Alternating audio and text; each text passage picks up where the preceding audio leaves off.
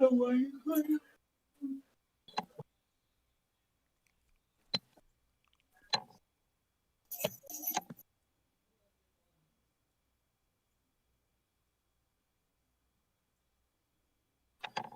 gonna fucking do this shit all right now.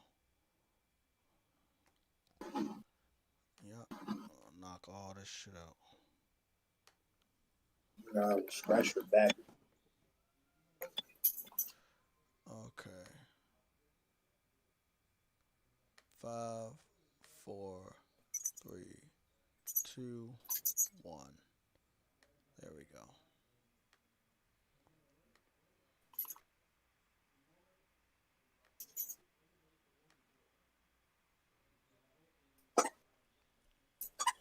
Okay.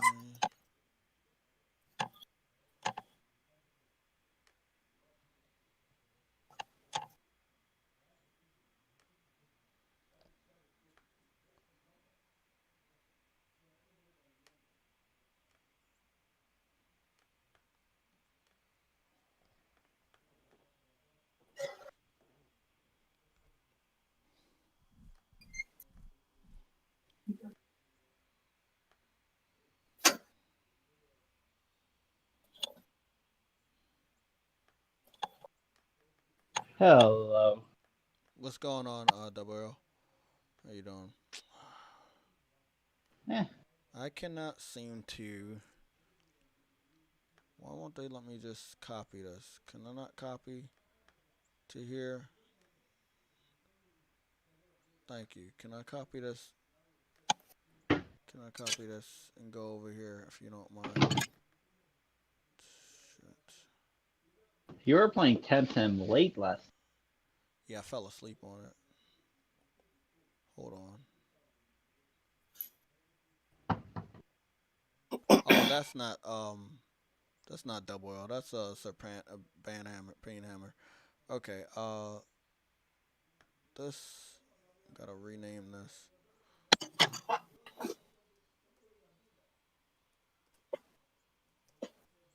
Great. Knock that out. Sorry guys, I just wanted to edit this wallpaper so when we go live you see the Sunday show version of it. Sorry. So what do you talk about in the Sunday show? We're gonna be talking about just the news from all of this week. Discussing it with the chat and the panel. That's what we're gonna be doing.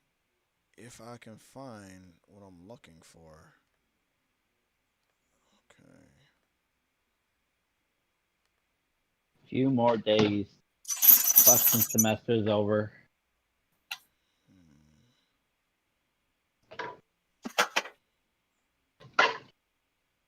Once that's over, I'm basically just gonna be throwing and burning all my school stuff. Is this it? Yeah, this is it. Okay.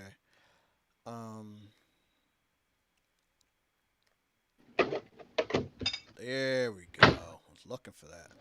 22. Complete.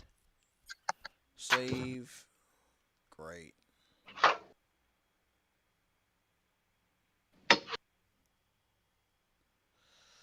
It's definitely not good.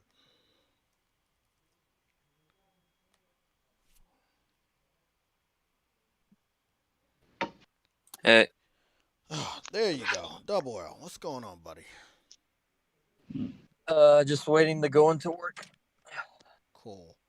Well, the good thing is I got this shit out the way so I can finally switch it out. What's going on, A1 Pony First Class? How you doing? Moist and Delicious, how you doing? Oh, shit. I forgot to change the fucking views. Okay, thank you. Great. It's fucking awesome. And finally changed this shit to the new. Happy holidays, everyone. Almost. Not yet. Well, one of them is happening now, at least. There we go. Perfect. Yeah, the Jewish one. Perfect. Okay. Ugh. That's perfect. That is fucking phenomenal. Okay, that looks a lot better. Now, let's get into all the real fucking topics that happened this year. Okay. I mean, this week. The Last of Us. Last of Us what? Last of Us 1. More Bethesda titles coming to Game Pass. What else? Cyberpunk got a huge gig update. Halo came to Fortnite. Yeah. Bolt Eastwood's still in denial. Is Colt Eastwood ever not in denial? Yeah, you have a point. What's this one? Okay.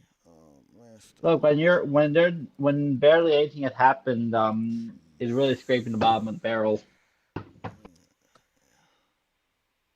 That haven't been talked about already.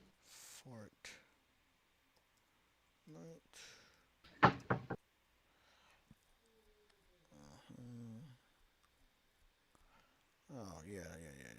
I don't really know how to announce. I don't really know how to talk about some of this stuff because it's so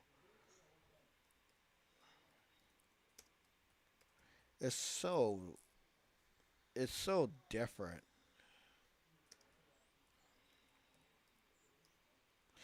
It's like, okay, Perfect Dark gets announced, but how do you talk? How do you discuss that? How do you hype up something that was announced with? I mean, again, I'm a veteran gamer. I'm a seasoned gamer, right? When I see cinematics, I go away from it.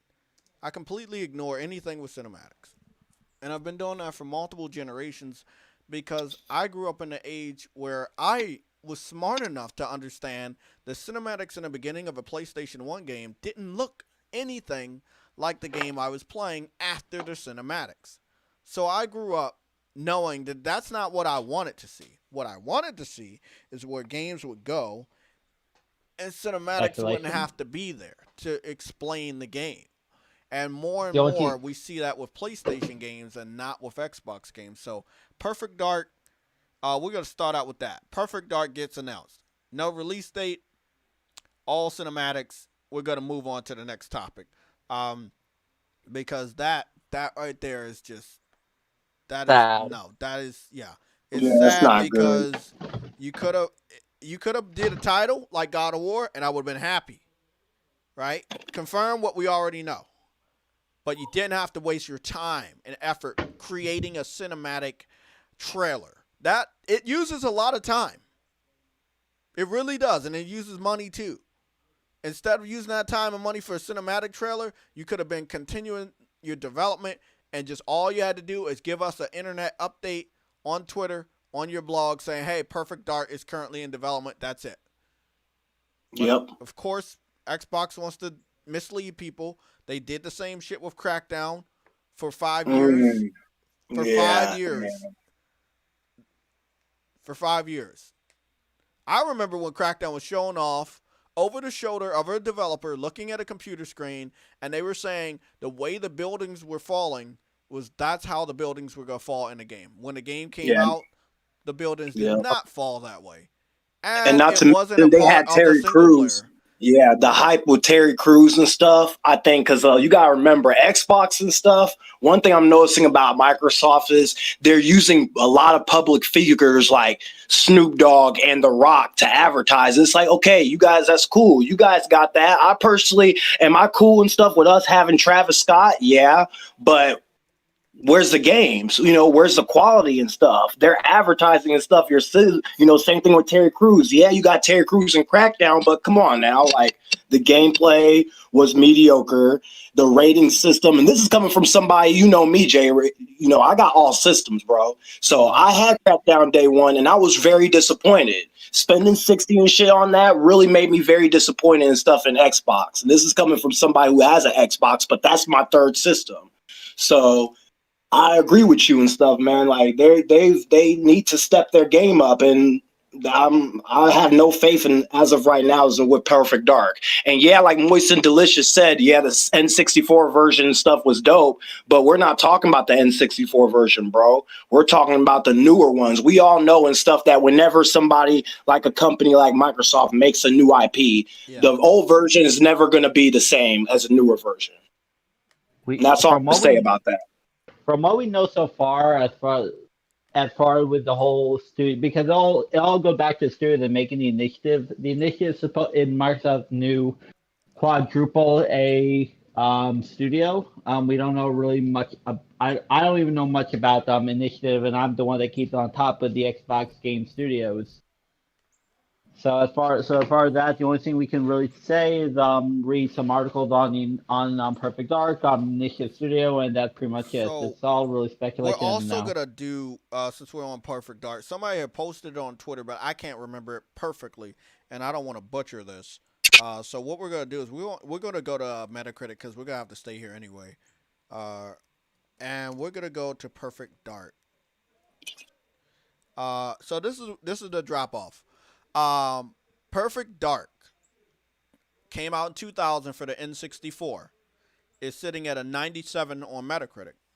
Perfect Dark Zero came out in 2005 for the Xbox 360. It's sitting at an 81.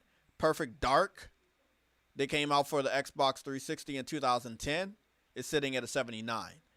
Ever since Perfect Dark left Nintendo, it dropped dramatically. Which is where the scores are heading. If you were to come out with a Perfect Dark this generation, the scores would have been anywhere in the 70s or 60s.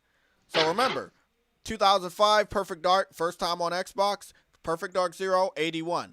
The next time, 5 years later, Perfect Dark, 79. And if it would have came out anymore, it would have dropped, and it would have continued to drop, and it would have continued to drop. So I just want to give a fair shake to Nintendo, and then a fair shake to the highest one. Actually, we also bring up the mid-tier one, and we'll probably have that shown off right here. View the share screen. So I want to make sure I want to share my screen here. So we just want to make sure we got that's 30, 70, 75, and this is 46. Okay, that makes sense. Okay, so here we go. I'm going to share my screen real quick, and we're going to see how all this looks. Oops, not Elgato. There we go. And as far as everybody over here, we got actually swap them over here. Yeah, that's better. Okay, there we go. Cool. Good. Let's do it. So, Perfect Dark. As far as Metacritic is telling us, only 30 people reviewed it. The game came out 2000, sitting at a 97. Very, very high, right? Got a little video down there you can see. You already know GoldenEye came out around that same time. The boom of the first person shooter, not the first ones, but the boom. A lot of people were making first person shooters, and this one didn't look bad for the time period that it came out. The user score is pretty fucking high, sitting at an 8.9. And we are head on over to Perfect Dark Zero was the very next game that came out. And it's sitting at an 81 on Metacritic out of 75 reviewers, which is a higher amount of people to review the game. Not a bad game, but it was a complete drop-off by more than 10 points for the original game. The user score, also a drop-off. The user score over here on the original is sitting at 8.9. Over here on the follow-up is sitting at a 7.2. And then we go to the latest one that came out. It kind of was a return to form.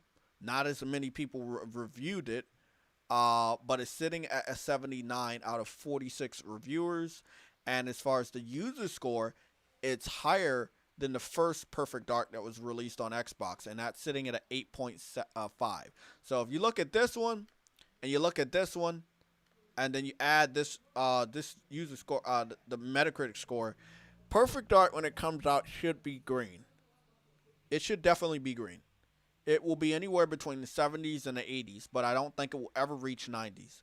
So if you're an Xbox fan, and for some weird reason, you're going to say, hey, Perfect Dark is really, really hyped up. It's the best game out there. It's going to go back to a 90. No. No, it's not. You got to remember, when Perfect Dark came out in 2000, there wasn't as many first-person shooters out as there are today. It's very competitive. So we already know Perfect Dark was always a first-person shooter. That means this one will be too. It's a very competitive market. And by the time the game actually comes out, well, let's be really, really honest with ourselves. It's not looking good for them. So is it going to change the market? Is it going to switch people over? No.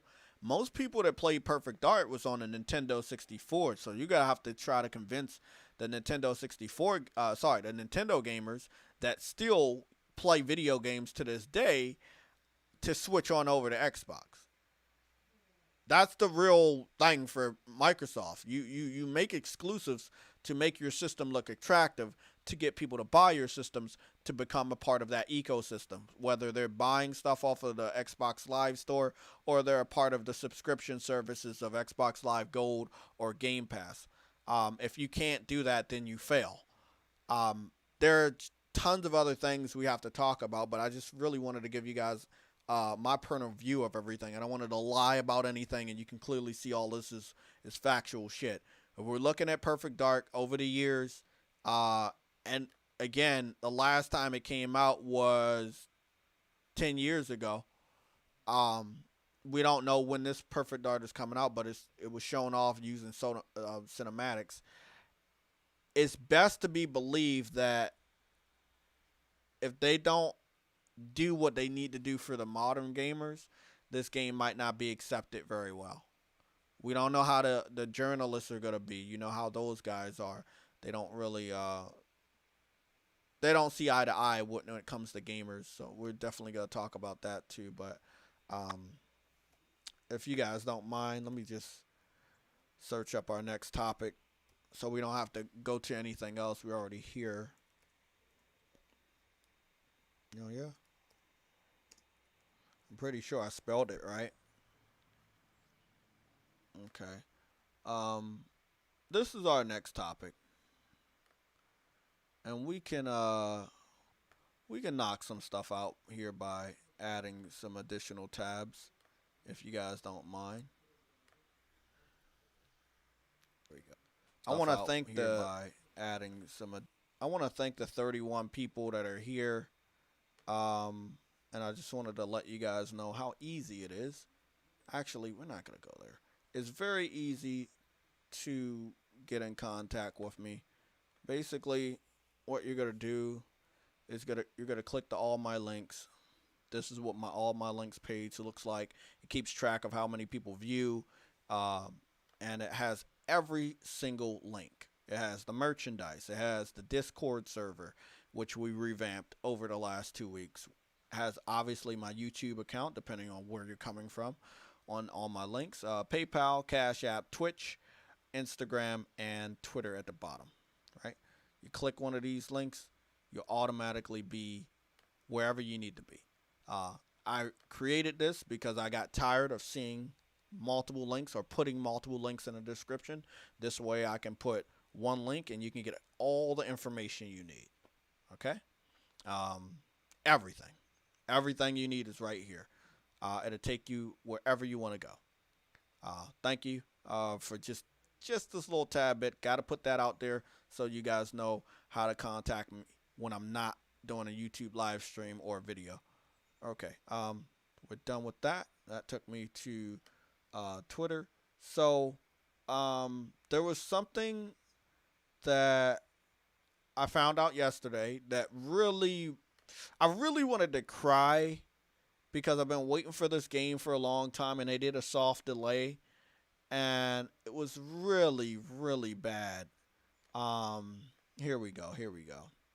So I got the news after watching an amazing bit of gameplay. A lot of customizations in the game, a lot of new characters, Grand Blue Fantasy. I've talked to Jabari. I've talked to a lot of other people in the PlayStation gaming community that respects and likes RPGs, especially Japanese RPGs, and they were excited about this game. We've known about it for at least a year or two now. Yeah, it was about 2 years. We found out about it last year. It was silent all year. We just got an update today, which was December 13th. Now we're finding out the game doesn't come out for another 2 years, basically. It's coming out in 2022. It's not coming out next year. It's coming out in 2022. And the only reason I could see from all the translations is the game used to it used to be by Platinum Games, right? They did the gameplay element, so you will see a lot of good gameplay mechanics. But when they left the development, and we don't know why they left the development, they had to bring someone else in to continue that. And that's why you see nothing but Psy Games underneath and not Platinum Games anymore. That's Did they where do the delay. Bayonetta? Huh? Didn't they do Bayonetta also? Yes, Platinum Games did Bayonetta. Platinum Games did Nier Automata and the two new Nier games. They've done a good. Babylon's Fall is another game that they're doing. So Platinum Games has a lot of projects they work on. Remember, they were also working on Scalebound. Again, I don't know. Maybe there's some problems with Platinum Games. Sometimes they can't stay still or something. But whatever. I wish they would have stayed on. But for whatever reason, they didn't. And another reason why the game got a soft delay is it was confirmed by the developer at the press conference that they're going to make sure that the PS5 version has the enhancements day one. They're not going to tack it on like what is happening with Cyberpunk. So they're going to give enough time and make sure everything's working. From my confirmation, the game has always been 60 frames, even when it was planned for PS4. So you should expect the 60 frames option to still be there. It is probably going to be up to native 4K and some other options. Very nice art style. I just want to show you a little bit of the gameplay that I captured on my cell phone, if you don't mind. 打ち込め打ち込め涙配分間違えてやがるぜ美しいさあチェイン乗るかチェイン乗るか間に合うかいったいいチェインさあ次はカタリナさんかいけるか何チェイン水曜も溜まったやったよっしゃフルチェイン乗ったこれで削り切れるか決めましょうあと 5%4% いけるさてフルチェインいってくれマスクラストでわー倒しましたねすごい If you hear at the very, very end of the video, after they were so excited about this combo attack they did with 4 different characters, they were so disappointed they had to wait till 2022. But they are definitely making this game with the United States gamers in mind. It will have English voice acting. It will have PS5 support. The game system that it's running on right now is PS4.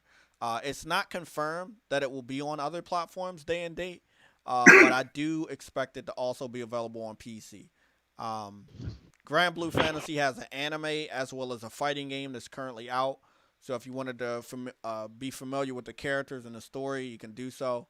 I'm as disappointed as anybody else. I'm just not trying to bitch and moan about it, but I understand why it's getting a delay. It just sucks that it got one. But you know, it is what it is. It is coming 2022. It's gonna be a great fucking game. Can't wait for it. But if we just go back over to Cyberpunk, which did not get a delay, and the PS5 enhancement version is coming out within a year or more away from the version that's available and playable on the PS5, which is the PS4 version. We have to talk about the game in itself, and I just want to be able to read the chat, so I want to go back over here. I mean 90 on Metacritic is a pretty good score. No, that's not what I'm talking about. I'm talking about the people ignoring all the problems. Welcome to the 36 people that are here. I'm gonna definitely need to know who is in the UK because I might be doing a 50 euro giveaway. We already did the $50 giveaway, so I want to do a 50 euro giveaway today to the European viewers, and I want to thank you guys for supporting me from so far. What's going on here? Oh, we had a troll in here. Okay, cool. I'm not even paying attention to them. Oh, okay. I didn't know we had any trolls in here. That's nice. Let me see. By the way, the people that are trolling, obviously you're not welcome here, but everybody knows what my face looks like, so when you share outdated old ass pictures, it's fucking weird. Okay. Yeah, I never said you got some creepy fans, Yeah, Jay. no. Well, I don't call them fans. I just I call Nah, them what they I call fans, bro. them. They fans. They fans. Shit, I'll call them fans. I don't care. You got that Well, much time to hate on you a grown got you man, bro? guys You got you guys problems. know where the trolls are, right? Everybody knows how to find the trolls. So, bro, Rec, that's your name, right? You can join Yes, the sir. chat. Just comment in the chat real quick, and I'll make you a moderator as well. I think I think everybody should have a moderationship, especially the members. And if you're a member and you don't have it, you need to let me know right now, because you guys can help me. I'm about to join. Okay, Moist and Delicious, I'm just reading your comment right now. You say, Jay, I think Cygames scrapped Platinum's gameplay system. Oh, okay. Okay, maybe that's what it was. It still reminds me of their system a little bit, but I could see maybe they did. Yeah. But I'm glad they explained the stuff, because I have it. I have the translated version of it, and I wanted to read that off if you don't mind. I just want to make sure we give everybody the moderatorship that needs it. Like a Russian spy. So y'all can help keep the chat gaming. Just keep it gaming. We're not doing any of that fucking weird shit. What's going on? Oh, Yeah, hey, woke. and Yeah, we're not doing any of that weird shit. We're keeping it game and we're talking about games. If you guys want to do personal attacks, you can go somewhere else. yeah. I got my government name is on there, bro. This is Kalen Patterson. That's my real name. Where you at? It says Rick the Hero here, but my real name's Kalen Patterson for the people that want my government. Oh, no, no, no. I need you to comment in the chat for the YouTube. Oh, the Discord? No, no. Yeah, that's what I did. You don't see Kalen Patterson? Oh, there you go. Okay, okay, okay, okay. There you That's go. me. Okay, let me make you a moderator. Thank you, man. Thank you. Double L is not a moderator. I don't understand. Why haven't you been moderated? There we go. There we go. Okay. So, if you want to know the people that have been attacking me since January, and we're going on a 1-year anniversary since it seems like they tried to cancel me or deter me from enjoying video games. And the anniversary would be coming up around January 25th or 26th. That means for a whole year, individuals have been using personal pictures and conversations to try to make me look bad as a gamer, which for the entire 2020, I've been playing games. I've been playing games in front of you guys. I've been posting gameplay on Twitter. I've been posting gameplay on Twitch. Sometimes I've been asleep during games. Sometimes I've eaten during games. Sometimes I've had to do other things during video games. But I've been playing games, and I've been keeping it gaming. And for the better part of all this year, PlayStation has supplied me with some of the greatest gaming experiences I've had. So if we will stay focused on the topic, what I don't like about the Cyberpunk situation is we have people that were heavily invested in it, Cyberpunk fanboys, which I will call them, and there's no problem with that. But you cannot try to ignore the problems people are having. Because I'm one person and I've deleted the game. I will download the game again when we have a review score for the PS4 version. If that review score is totaled up tomorrow, I will start to download again and give it another chance. I promise I won't delete the game again. But as of right now, in protest, I'm not posting any more gameplay for this weekend. I am not posting any screenshots aside from all the ones that I currently have, because it sucks that you knew the worst version was on PS4 and Xbox One, and you tried to sweep it under the rug by putting an embargo out on the console version reviews just to make the game look good. We already knew most games look and play better on PC depending on how you have your PC built. That's a no-brainer. But there are problems on PC because not everybody has the superior version on PC, because not everybody has the superior PC. So if you have a lower level PC, you're going to deal with a lot of problems. and the user score reflected that tremendously. So I see that people tried to boost the user score, but still can't do it.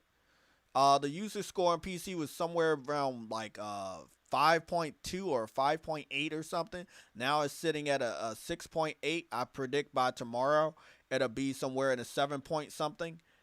Don't ignore the problems it has just because you're on a platform or you have a gaming PC that provides you with less problems than the console version, which is mainstream, by the way.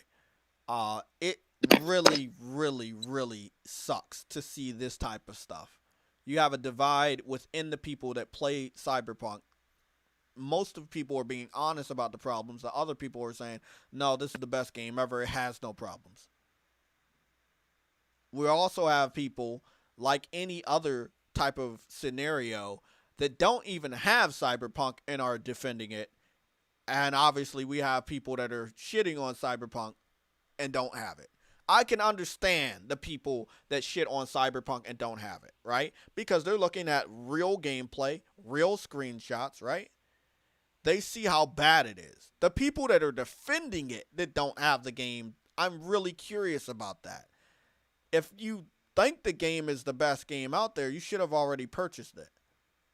So, I'm seeing all of this. I see it on Twitter. I've saw a lot of conversations. I've saw people bitching. Double L, are you here or are you at work? Still here. Okay. I wanted to bring you in to tell the chat about the Fratanga thing. Everybody is well aware that Fratanga is a PC gamer that was inspired to take to YouTube after someone he was worshiping by the name of Rags. And Rags inspired him to do a lot of PC-centric YouTube videos where he goes after console gamers. And tell them what happened. Tell them what happened. This man has been nonstop posting on YouTube and like tweeting out, like everybody's tweeting out NVIDIA.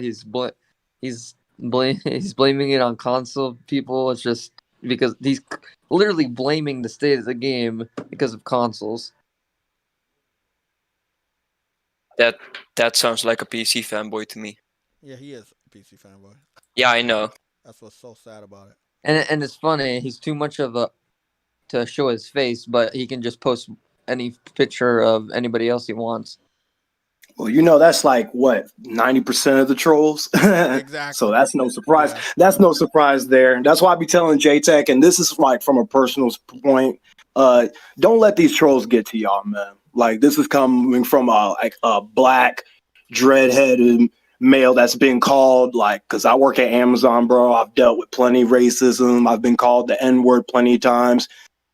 Don't let them get to y'all. A lot of them and stuff are just talk. They wouldn't bust a grape in a fruit fight, as Jay-Z would say. So just treat them like ants. Just don't even pay them no mind. Is that all you wanted me to talk about? Because I'm here until 2:45. You want me to talk about Colt? Yeah, I want you to get all your topics out the way before you leave. So, actually, you know what? Maybe you should talk about it. It's not just about Colt. It's just about the whole Xbox. Yeah, community. about the whole Xbox. So we'll talk about it. I know you might not be here, but I just want to touch a little bit more on the PC community. The majority of the PC community, and I talked to Rec about this also, the majority of the PC community actually doesn't have the best gaming rigs. So I'm just being 100% honest here. Half of them. Yeah. No, the majority of them. There has been a lot of polls not done by myself, but the majority of the PC gaming community, they don't really have the best rigs. Will they be able to play Cyberpunk? Yeah, but everybody's not playing Cyberpunk at ultra high settings. Everybody's not playing Cyberpunk at max out settings. Not on a PC. A lot of those motherfuckers ain't even playing that shit at 60 frames. As you already know, the PS5 actually allows you to play at 60 frames. We'll touch on that a little bit. But yeah, I like you guys. I like you guys a lot. The PC community is funny. You guys have been entertaining for the last 4 or 5 years, and I already told you guys the debates I had this year, the debates I had last year. I'm kind of going away from you guys. You're no threat to me. And the reason why you're no threat to me because I have a system that can outdo most of your weaker systems. And in order for you to bring your system up to the level of the PS5, you gotta spend more than $500 on any of your enhancements, and that's a stretch. Like that's a fucking huge stretch for you to get on the internet to brag about power. You have to spend double of what I spent, or maybe triple of what I spent. And to be honest, I got the digital unit of the PS5, so I only spent $400 on a next gen system. And I've done this test before, and I've asked these questions before on the internet. I've asked PC fans to help me build a PC for the same price of a PS4 that was on sale during Black Friday, which was $200. And all of them laughed in my face and said it could not be done. So I don't want to hear anybody say you can make a $400 PC that can do what a PS5 can do, because we know that's a fucking lie. So I mean, I'm just being 100% honest. You guys are no threat because of these type of things. I've talked to you about it multiple times. You're no threat. We got Tim Dog out here cussing out people on Twitter. It's just crazy. Yeah, I wanted to talk more about the Xbox community ignoring the state of Xbox. Okay, so all year they had the narrative in their back pocket. The narrative was PS5 has 9 teraflops, right? The narrative was if Xbox finally gets a cheap system, they will beat PlayStation. It was announced that they do have a cheaper SKU, and that was a $300 weaker Xbox Series system. Then you had the more powerful Xbox Series system for $500. Then you claimed that you were going to have games like a heavy-hitting Halo game. We finally saw this heavy-hitting Halo game, and the whole internet laughed that shit out the fucking door. And it just continued. I mean, all year, these guys have been taking L's. We get towards the end of the year. These game systems are out. You start seeing the PS5 outperform every single game, even the most hyped up game of the year, which was Cyberpunk. It outperforms it when it comes to 60 frames per second, which was what the Xbox community said was not going to happen. They said that the Xbox Series X, because it has 12 teraflops, it will have no contest from the PS5 because it's just so much powerful. There's no way that the PS5 will outperform it in any of the multi-platform games that it was going to go head-to-head in. And what happened? The opposite. Every time these Xbox ambassadors get in an argument with someone and can't win, it's just instant block. Exactly, and I love it, but the thing is, eventually you're going to have to answer a lot of questions about why you were lying for 10 months. From January to November, or from January to the beginning of November, 10 months. You guys been lying. I want to ask a Russian spy what he thinks about all of this. If he's here. Is he here? I don't know. He has his mic unmuted. Well, when he talks, we'll know that he's here. Let's see what Rick thinks about it. Oh yeah. Yeah, I'm here. So re-ask the question. Sorry. Okay. What do you think about the Xbox fanboys denying the state that Xbox is in right now? I mean, I can't say I'm not surprised, because what else are they? I mean, like I said, compared to PlayStation, you gotta look and stuff the status. I mean, even they hate to say it, but I'm even telling them, bro. And this is once again coming from a person who has the Xbox, bro. I've owned all 3 systems. You can check my Twitter and stuff and everything, but I gravitate, of course, towards PlayStation. Xbox people. The reason why they're really mad at PlayStation and Nintendo and stuff is, like I said, is because of our exclusives. And even the PC players like JayTech and stuff is saying they can talk shit about consoles all they want, but at the end of the day, like I said, can you play Spider-Man on your PC? No, you can't. Can you play Demon Souls? No, you can't. So, and a lot of times they're still waiting and stuff for a lot of games, like he said, when Horizon Zero Dawn went to Steam, they went crazy. I still remember and stuff, like I said, when they first came out and stuff, day one, and a lot of people are all like, oh, it's not going to be that good. Because that was around the time, if correct me if I'm wrong, gentlemen, that was around the time that Breath of the Wild came out. So Horizon Zero Dawn was already getting undershadowed a little bit. But at the same time, it's like the same PC and Xbox people, you guys still want those exclusives. You down talking stuff, PlayStation exclusives like Spider-Man. Oh, it's just a 6-hour DLC. Okay, but we're not going to. What happened to, I forgot what game that was. That was still in, everybody was talking about it. I don't even remember it, man. It was still in beta. It was supposed to be Killing Edge, something like that. I don't even remember, man. I was It was so Killing Edge, Bleeding Edge. Bleeding Edge. Yeah. Yeah. I'm sorry. No, And they it's all overhyped right. it. It's a very forgettable game. There's like 8 people playing it. No, hold on. And I was suckered into that game, bro. That's the best part. Hold on. I was suckered so into for it. what I'm looking at right now, I just took a screenshot. There is only one person playing Bleeding Edge. There's only one. What? There's only one person viewing. Sorry, one person viewing Bleeding Edge. Currently, right now on Twitch, only one person. So I can understand why you forgot the game because it's very forgettable. Yeah, it's very, very forgettable. Makes a lot of sense. Okay, so they have not had good games. They have had games come out this year underneath of the Xbox game studios, but the games that they had come out sucked. And that one of them was Bleeding Edge this year, right? And then Grounded, and then what else they had? Yeah, Grounded. I'm heading to work. I'll talk to you later. Okay, man. That's it. So they had Grounded, Bleeding Edge, and they had like Flight Simulator, but it wasn't even on Xbox. And then Gears Tactics finally came out, but to my knowledge, Yeah, Flight Sim is like their only good game. Yeah. Bleeding Edge came out, but no, I mean, Forza Horizon? I'm sorry, not Bleeding Edge. No, Forza Horizon was last year.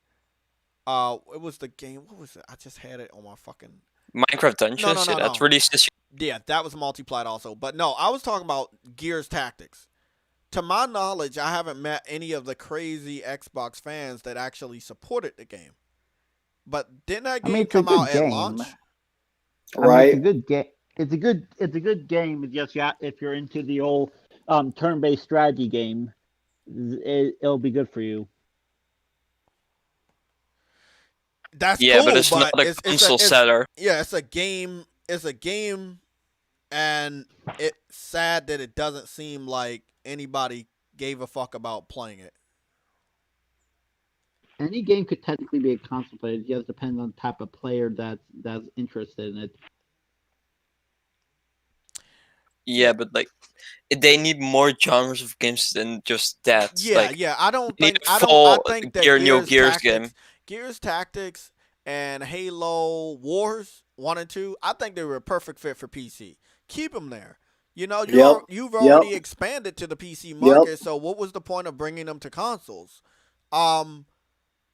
But you brought it over just to make it look like you had additional things, but you really didn't because the game already existed. Same thing is happening with Flight Simulator. You're bringing it over to Xbox, but the game already existed. It's existed on a platform that you're heavily supporting, so why bring it over? Especially if you're bringing it over to a platform that does not actually like those games. Now, again, when you bring those games over, I expect to see a sales report. When you bring them over, I expect to see excitement from the Xbox community. Not in the form of hyping up a game, but I expect to see that excitement in the form of playing the game. I expect to see screenshots of the game. These are the things that will show a developer, will show a company, you're actually appreciating your purchase. You know, it might be a little silly. Yes, people still to this day, myself included, I take pictures of my food. Whether I'm cooking, whether somebody else is cooking, whether I'm going to a restaurant or I'm ordering, I take pictures of my food and I post it on the internet and I get a reaction from that. And that reaction gives me a sense of, hey, bro, I like what you're fucking eating, or that shit's making me hungry. That means the food's good. Same thing can be said about video games when it comes to live streaming, posting screenshots, and video clips. It lets other people see what you're fucking doing. And then it might inspire them to check out that game or at least buy the game. Now, How Yeah. many people have posted? Flight Simulator also doesn't seem like a console seller to me also, because like it's a not. good game, but like it's like, because like I'm playing now, but like I have a keyboard mouse, I have a flight stick for it. Like it doesn't work with a controller, so if you want to play it, you'll probably need additional things to buy. Also, Yeah. that's why it probably won't sell that well. Also, Now, also we learned on the PC version, there's a lot of nickel and diming when it comes to being able to see different countries and various details, and you have to spend a good amount of money to unlock some of these different countries and additional details in these countries. And a lot of people did not like that. So instead of just buying yeah, Flight Simulator, you might have had different packages of Flight Simulator to buy. yeah, it's like Flight Simulator. Either something looks really good, or it just looks dog shit. Exactly. So it does suck. And I'm still really happy that they brought the games out over there. But if you're bringing games out over there just to brag that you have games, and I'm talking about the company of Xbox, but your fans are not really going to buy the game, you're still stuck in that same loop. You're doing this bullshit of putting games on Game Pass because people don't buy it, because you're putting games out that people don't want. In some small way, they know this. They knew these games would not sell, so why bring them over there? They're not even playing them for free. Let's be 100% honest. Gears Tactics was given away for free on Game Pass. How many people posted gameplay and screenshots on the console version? Nobody you can fucking remember. So that means they didn't care about it. If the game was sold for money and not given away underneath a subscription, the game would have flopped. Like a lot of the games in the early part of the Xbox One generation, they continued to flop. Did they try different things with Rise, Son of Rome? Did they try different things with Sunset Overdrive and Quantum Break and Dead Rising 3? They tried different games. They were different. Hold on. They were different genres. They gave them different genres in the first 2 to 3 years of the console. People didn't buy the games. They were not the worst games. They were games. You got games in the first 3 years compared to compared to the Xbox Series X, which you really didn't get any new games. You just got older games that were repackaged. Hey, we're bringing Gears Tactics over. Hey, we're bringing Falconeer over, even though it's on PC. We're bringing these games over, but they're already existed. But hey, just pretend that they're fucking new. Like, what type of games are the Xbox fans looking for that will make them say to us, this game is day one? What type of games are going to make an Xbox fans say that again? Because as of right now, you're being spoiled with the subscription service and under the hopes of getting good games day one, even though the best games are multiplats and they're not going over there day one. Look how long it took Yakuza to go over. Look how long it took Dragon Quest XI to go over. Look how long it took Doom Eternal to go over. You're not getting any of these games day one. They're the best games on Game Pass and they're multi-platform. They were already available on Xbox. They were already available on PC and they're already available on PS4. You need good games. You always need good games to sell your system. Not old games that people already know are good. You need new games that are good, that can sell your new hardware. They released gameplay for Scorn and the Medium. Yes, they did. Who's excited for Scorn and the Medium? Scorn is actually getting a lot of traction at lately. The Medium looks interesting. It's pretty much about new experiences and gameplay. And that's what I like. Xbox is trying. They've always tried. I have to give them credit for that. But the fan base, I believe the fan base in Microsoft Game Studios as well as Phil Spencer, they don't see eye to eye. They don't actually know what each other likes. And I know how much they pretend that they are so consumer friendly, but in reality they're not. Because if you don't know what your consumer wants, then you're not doing a good job.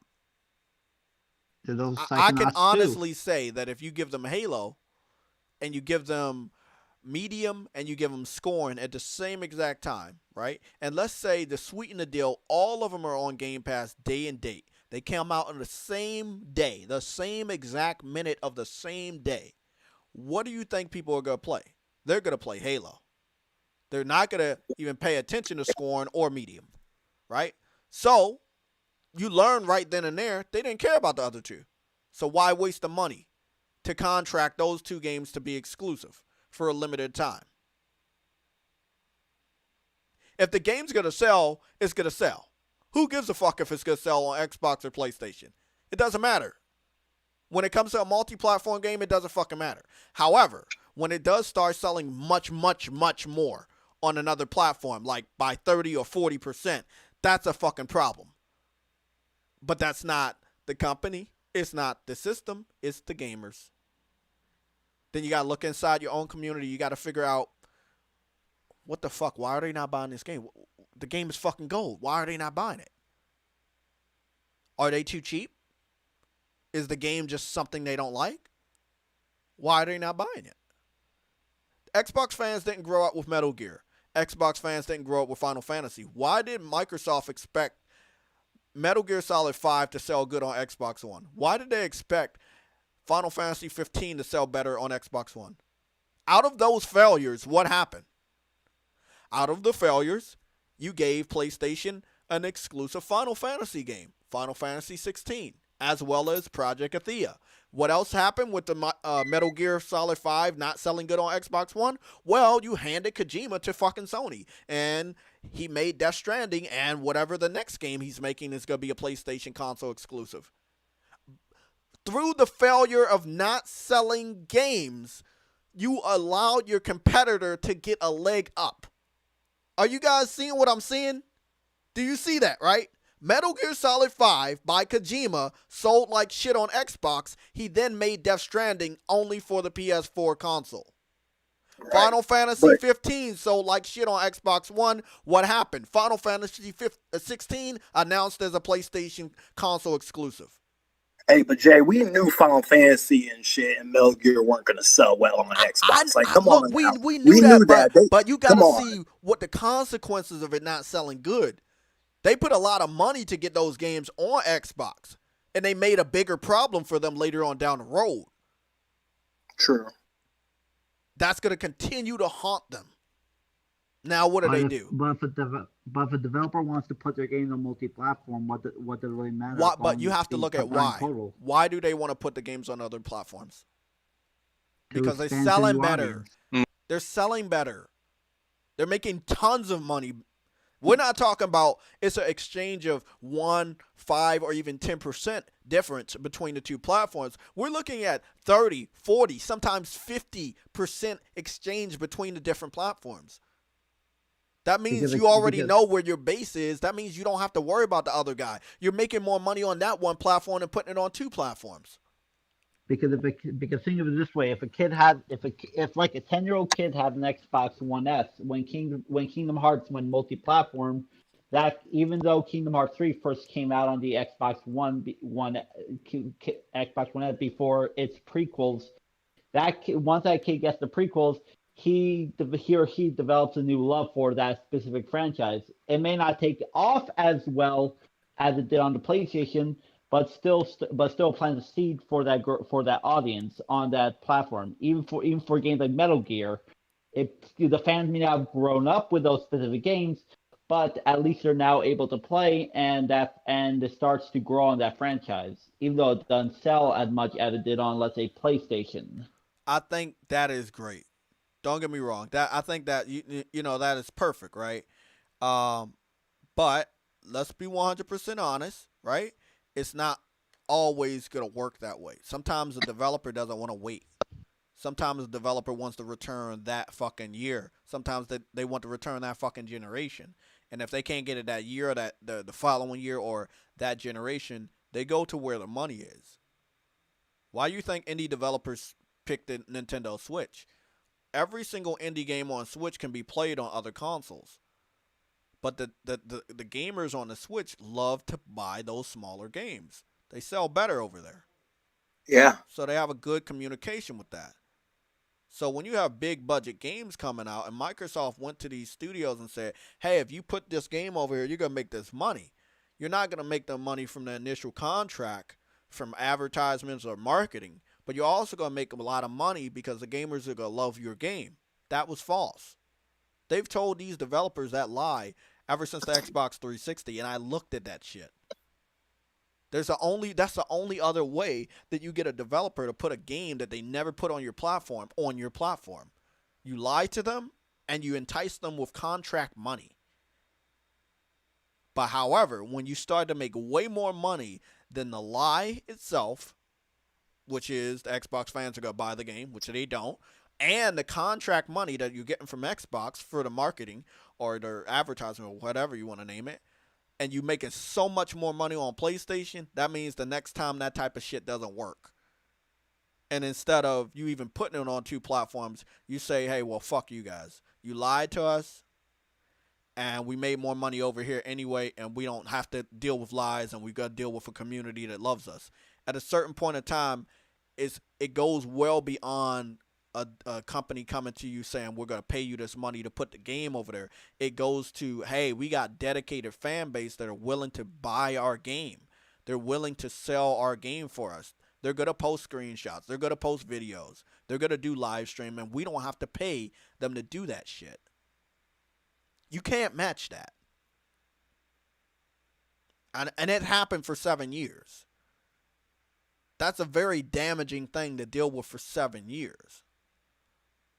And it happened a good portion of the 360 era, but the Japanese gamers woke up really, really late. And the thing you fucking saw, obviously because of the economy, during the 360, at the end of the generation, a lot of developers went under, and a lot of developers were acquired, and they were merging because they just weren't making enough money off a specific section of the industry. Xbox was the market leader. That means when you put a game over there, you expected it to sell, no matter what the game was. It didn't always go down that way. If it wasn't Call of Duty, if it wasn't Need for Speed, if it wasn't Madden, if it wasn't a generic action adventure like Assassin's Creed, you could expect it not to sell very well on Xbox. They had games, but the fans were not buying it. And developers were losing money on that investment. That investment that, hey, we have people over here, but they're not buying our game. I think that going forward, Xbox, what they need to do instead of wasting money on studios and making these type of games, they have to sit down and have a real honest conversation with the remaining hardcore Xbox fans about what they really want. If all they want is multi-platform games, and that's how they've read it, that's all they're going to give you. But if you guys want more, like AAA experiences, the best way to speak up is to speak with your wallet. Buy the game. When you do Game Pass, you're just letting them know, hey, I'm too broke, or I don't care about the game enough. I'm just going to do the subscription service, and that's the road they're going to continue to go down. But if you can spend your money on that game you want, $60, $70, you're sending a direct message not only to the developer that created the game, but also through Microsoft, where you're playing a game, especially if you're doing digital. Hey, bro, people are actually buying games over here. Maybe we should make some better games for these guys. You got Spider-Man that sold over 10 million. Horizon over 10 million. You had Gran Turismo Sport over 8 million. God of War over 10 million. These are some big ass fucking numbers for God of War, that God of War had never saw 10 million in a lifetime of the PS3. He never sold. God of War 3 never reached 10 million. I don't even know if it reached 5 million. I gotta check that out. But it was doing numbers, and it was sending a direct message to Sony that our gamers want more of this. They want Kratos to return. You know? Now we got a new God of War coming out next year, supposedly. You know? It's just all about the message that that everybody's sending to each other. I think Microsoft Game Studios did a great job. A lot of people might disagree with that, but I think they did a good job. They tried their hardest with the Xbox One in the first 3 years, but the fans just wasn't on the same page. And I don't know if you guys are ever gonna be on the same page, but ignoring the problem is not helping. It's Well, not. the issue with how Xbox handled their first party lineup and during the Xbox One, that they were over reliant on their primary IP, which was Forza, Gears of War, Halo. And they did try with Sea of Thieves and CFD and Sunset Overdrive. Sadly, Sunset Overdrive never really saw the audience that should have been that's seeing now, and same with CFC. CFC is right now experiencing what Okay. No Man's Sky is right now experiencing. I But agree. right now, I agree with Sea of Thieves. I don't agree uh, with Sunset Overdrive, because even though Sunset Overdrive is on PC right now, it does not have a good audience. And the reason it didn't get a good audience is not magical shit. Xbox fans didn't want that game. To just be honest. As simple as that. It was on only Xbox. It was only on Xbox. You don't blame Nintendo fans. You don't blame PC fans. You don't blame PlayStation fans. That was an Xbox One exclusive for multiple years, and it flopped. Year after year, it could never get the attention of the Xbox gaming community. And as somebody that played on Xbox, and I know you should have some friends that have played on Xbox, I really want to know, what was the reason that your friends on Xbox did not play or buy Sunset Overdrive? Were there any excuses they gave to why they did not support that game and send a message to Microsoft that they wanted more different, unique, new IPs? Was there? Me and my friends did play Sunset. Do you have anybody else in your orbit that didn't play it? Well, most of my friends around by the time Sunset Overdrive came out, I was in high school. Most of my friends had a PlayStation 4. There were only like a handful of people that had Xbox One. But Sunset Overdrive right now actually seeing a bit of resurgence on the PC. Saying it's sort of like Among Us. Didn't see much gameplay when it first came out, but now it's becoming sort of like a sleeper hit. Just because a game comes out doesn't mean you'll see a lot of gameplay at first, but over time, a new program could come out that can bring a new audience to it. So I'm looking on Twitch just at the people that are viewing anybody else that may be live streaming, right? And I crop this down and I'll put it on Twitter, and then I'll put it on over on the Discord. There's 26 people viewing anybody else that may be playing Sunset Overdrive on Twitch, which is a very, very big service when it comes to watching people stream video games. So, 26 people are viewing anybody in the world right now that are streaming on Twitch for Sunset Overdrive. So I don't believe that it didn't get a boost. It had to have gotten a boost. Just doesn't mean the boost is as big as you think. I think that the Among Us has a bigger boost that can't be compared to whatever you're talking about on Sunset Overdrive. The game has been out for a long time. Sunset Overdrive came out what year? Like 2015? Well, around when the Xbox One came out, so about when did the last generation come out? Like 2012. Sunset Overdrive's initial release date is October 28th, 2014. Okay, so it came out 2014, right? So that's the year after the system came out, towards the end of the year. Definitely holiday season. And I still don't understand why it did bad for the remainder of the generation. It had multiplayer, it had co-op, it had single player. You get to create your own character and customize your own character. It had crazy guns. It was an open world game, you know. But a game could have all these great stuff. It could have the perfect recipe for a game. Could have the perfect recipe for a great game. But for whatever reason, it may or may not see a large hit. I'm looking at the Steam reviews, and it had a very high positive rating on Steam. So it's obviously seeing a boost in gameplay. It may not be so much of a Twitch stream, Twitch stream game, but still, like it has seen once it got to PC, it has seen a larger boost in its game in its consumer base. I just wish like how Microsoft is give how Microsoft is ever since they bought ZeniMax how now that since they're allowing Tokyo Ghostwire to be on the PlayStation, I'm hoping that maybe Insomniac Sony could return the favor and maybe talk with Microsoft about releasing Sunset Overdrive 2. Yeah. It's a great game. I like Titanfall. I think it should see a bit more. I think it should see a bit more of a more love to give it.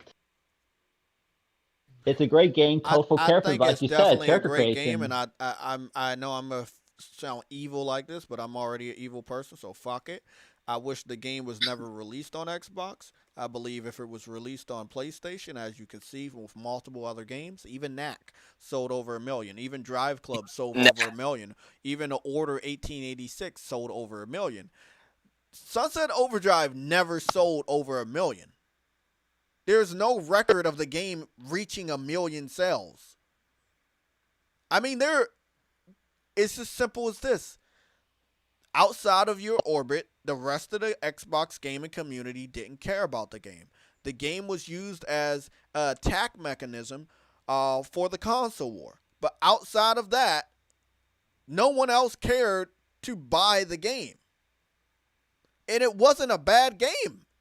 That's what I'm trying to say. We all on a PlayStation gaming community, we all know how good the game was. We know Insomniac. We know what they're capable of. Outside of using a game to attack other fanboys on the internet, I don't think the Xbox fans understood the gem that you guys had. You had a brand new IP from Insomniac, the creators of Resistance, Ratchet and Clank, and fucking Spyro the fucking Dragon. You had a legendary studio make a new IP for your system only, and you let it fail. And what happened? They went right back to PlayStation, made Ratchet and Clank, made Spider-Man, got acquired by PlayStation, never looked back. I'm gonna let y'all know, people might not like me, right? You might not like me, but I'm speaking the fucking truth. Your wallet controls this gaming industry. When you don't buy a game, trust me, shit's gonna change. When you buy a game, shit's gonna change. But don't think that you don't have the power. You have a lot more power than you know. We, as gamers, we have a lot of power. Sadly, we know what's going on with Cyberpunk, but the game sold or got 8 million pre-orders. We don't know how many it sold out of that 8 million. I'm pretty sure we'll learn that information later on tonight from GameIndustry.biz. Hey, check your inbox on Twitter, bro. I just sent you 2 links about that. Oh, you might want to check. Shit. Sony is refunding unhappy Cyberpunk 2077 PS4 players. Damn, that's not good. Oh, fuck. Thanks for that. Cyberpunk really fucked up. But again, this is the thing. We're sending a message to Cyberpunk that we know is bad, right? But we already gave them the money. Now, if it was a situation like Sunset Overdrive, right? Everybody already knew it was something different. It was good, and it was something different, right? But people didn't support it. Look at how they support Cyberpunk.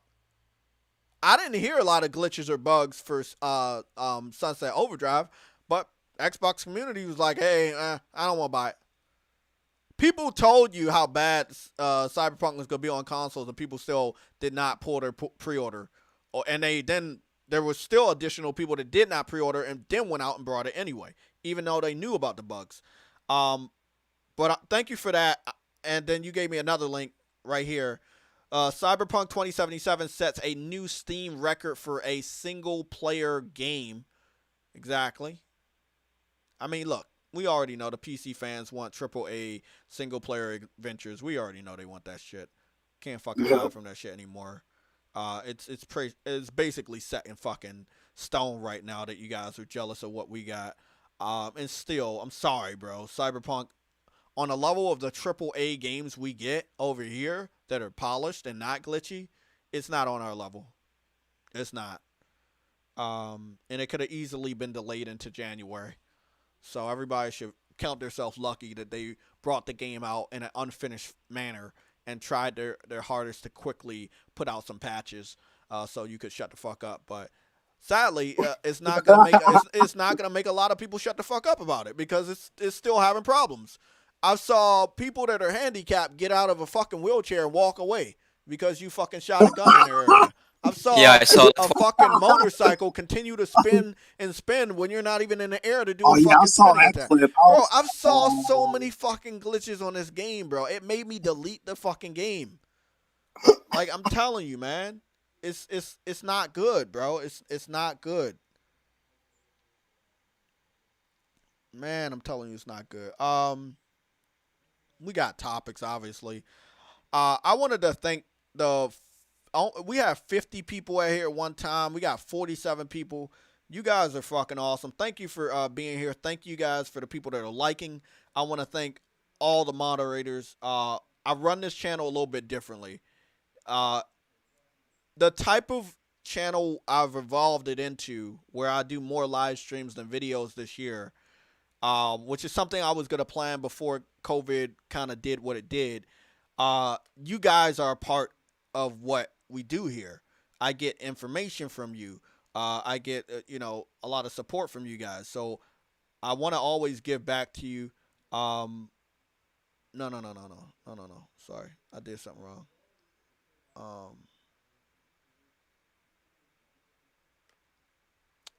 No, I thought okay, I did give the moderator to him.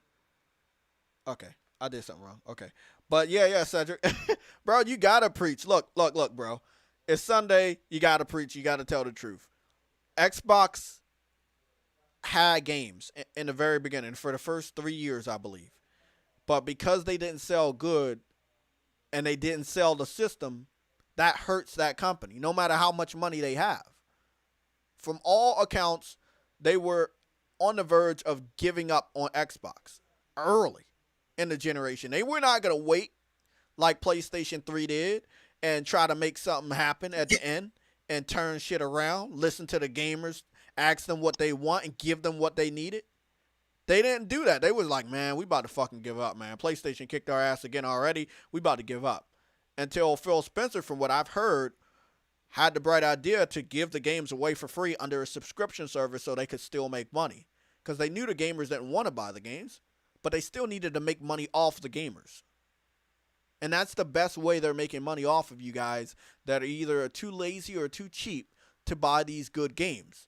Not all of the games are good anymore because obviously when you don't buy games, you're not giving them money to produce better quality games. So again, the situation Xbox fans are in right now are your own doing. You did it to yourself. If you would have just went out and supported these games in the first 2.5 years to 3 years of the Xbox One generation, shit would have been completely different. But you send a negative message to Xbox that we don't like games. And we don't like good games either. We don't like new IPs. Andrew Wilkins, Sunset Overdrive, Sunset Overhyped, Rise Son of Boar, Quantum Flake, Dead Frame Rate 3, even Titanfall, just weren't good games that didn't deserve to sell. Look, Andrew Wilkins, I agree. I agree they were not the best of games, but it was the best they had. It's not the best Titanfall was great. What? Wait, what do you mean? Two of the first? Two or the first one? Two is great. One. Oh, you mean the first one? The first one, bro. Let me, because the first one, well, I don't know, bro. Maybe it was just me. First one. Yeah. Thought you meant two. Okay, so which one are we going with? I think 2 was good because 2 is the one I played, and it was really good. I played through the whole story. I didn't mind the multiplayer outside of me getting hacked and shit, but I think 2 was really, really good. Yeah, good, man. But there should be no reason why 2 should be better than the first for companionship. But I actually I put some time in the multiplayer. It's really good. Titanfall 1 felt like they were trying out something new. Titanfall 2 was when they actually got the formula right. Yep. The issue, one like the whole issue with Titanfall 1 was that the campaign was only online or something. Mm-hmm. Yeah, I think it was online. Always online, yeah. Yes, I think Dozuki can't even play it anymore because of like the game's death. But once Titanfall 2 came out, they got that formula right, and I hope that Titanfall 3 does come out because it should get the support, and it did sell. But you want to know why? But hold on, fine. you want to know why Titanfall 3 isn't going to come out? Apex Legends. Oh yeah. Apex Legends. Yep. They're too busy and shit riding the wave of Apex Legends, and I'm not mad at that, but it's like, come on now. Like, Titanfall 2 was great. Y'all shouldn't just say, oh, screw Titanfall 3 because Apex Legends, like, I think that's stupid, in my opinion. Mm-hmm. Yeah, the internet's fucking crazy. But look, I'm gonna tell you right now, I don't see a scenario where Xbox makes a comeback because, again, I'm very fascinated with what happened with the PS3 because I was a part of that little console war shit, and I made sure I did my part educating gamers just like you guys here now about why that system was awesome when the system was getting shitted on.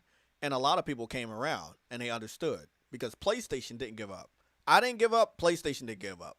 And the disconnect here is that the Xbox fans are not giving up. However, Xbox has given up. And that's the problem. You're defending a system that has given up. You can't defend that. They're going somewhere else. They're putting their games and services on TVs and smartphones and PCs. Yeah. And cloud services. They don't need an Xbox console. And that's what people are not understanding. Why would you need it if you didn't sell as many as the Switch? You didn't sell as many consoles as the PS5. All generation, the PS4 shitted on the Xbox One in sales, popularity, game awards, shit. I mean, I don't know, man. I mean, it's always going to be an Xbox, but the condition and the direction is still up to the fans. And if you guys continue to do what they basically had to do to survive, then they're going to keep going in that direction. The only way they could get you to give them any bit of money is through a subscription. Because if they would have continued to do the traditional way of, hey, we make a big budget game, we give it to you, you buy the game, we get the money, we use enough of that money to stay afloat and to produce a better quality game, well, they would have continued to go down the good path, the right path. How can they do that when you didn't buy the games? No matter how bad they were, you still didn't buy them. Remember Days Gone? A lot of people hated it. I remember that, boy. I bought that at launch. I bought that at launch. Oh my god, guys! And this was on the PS4 Pro. The bugs on that bad boy. Exactly, but they fixed it, and it wasn't a shit game. Did it have bugs? Yes, it does. I played that shit for 3 straight hours, game. But it wasn't a bad game, and that's the difference. I don't really remember a lot of people talking about tons of bugs. I do know a lot of Xbox exclusives have bugs, like Quantum Break had bugs. Titanfall was always online with something people completely disagreed with in the beginning of the generation, and they did it anyway. And there was some other shit.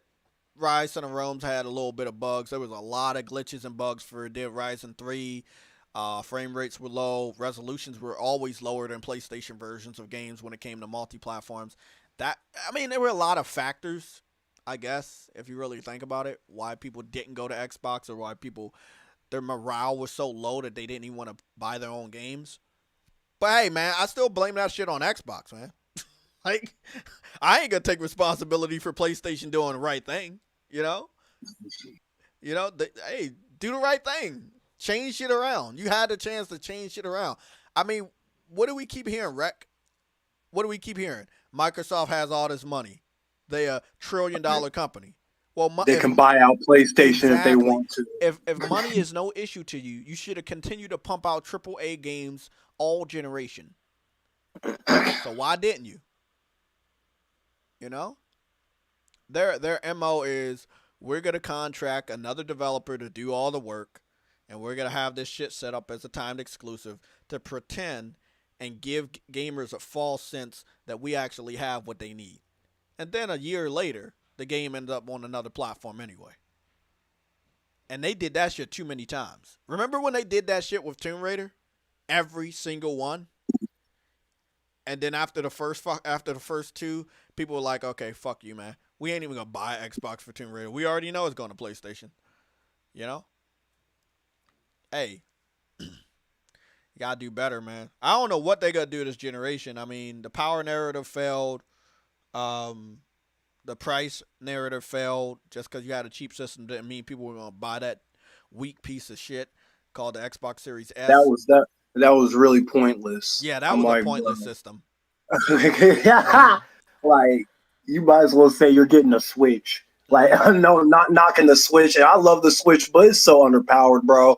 I hate when people say, oh, I love playing The Witcher and Overwatch. Okay, so you're telling me you like playing those games, bro, at 20 frames, bro? Like that.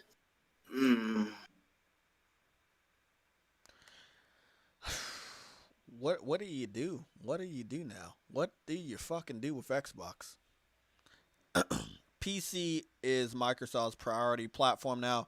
The Xbox console for Microsoft is only to collect free Xbox Game Pass money. If not for Xbox Live, Microsoft will have already abandoned Xbox consoles. And I believe that. Thank you, Rice Eater 79 for the $5 super chat. I definitely believe that. And that's where we're getting to now. We definitely are we're gonna go over here. If you guys don't mind, we're gonna go over here and we're gonna just take a little look at YouTube. We're already on YouTube, but we're gonna take a look at YouTube, to show you the pattern of the people that are leading the charge of defending Xbox and what they do. So, again, you can see all the people and shit that I've searched recently. By the way, I was listening to this fucking.